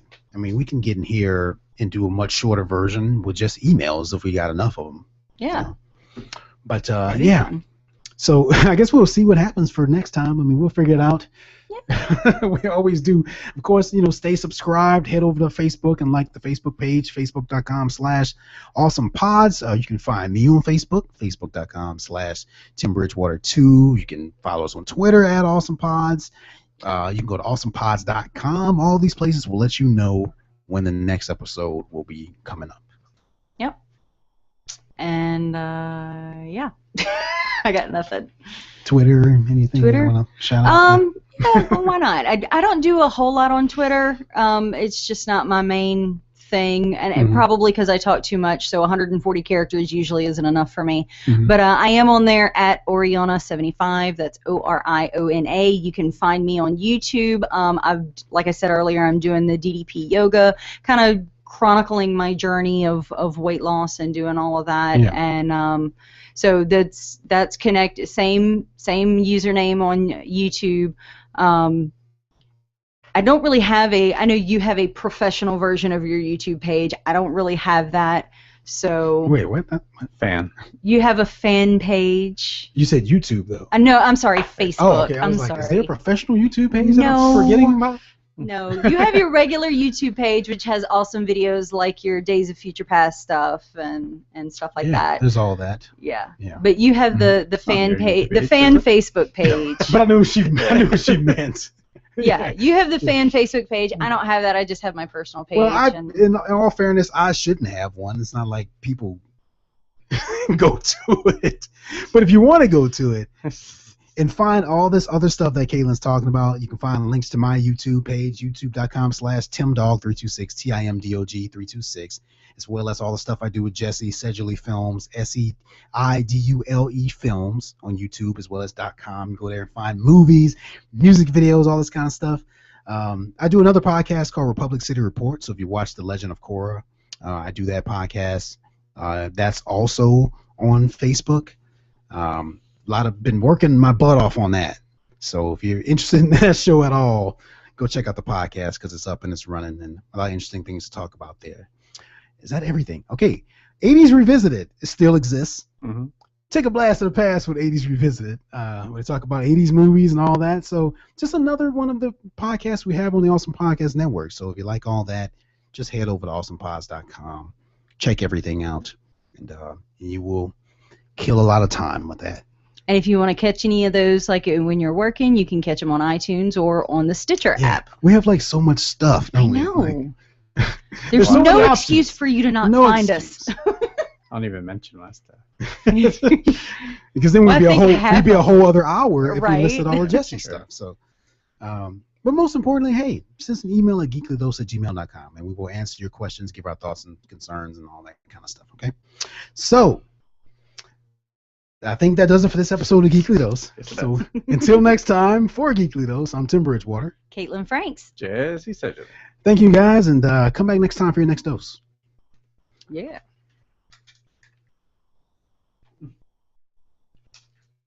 Can't hold it. 3, 2, 1.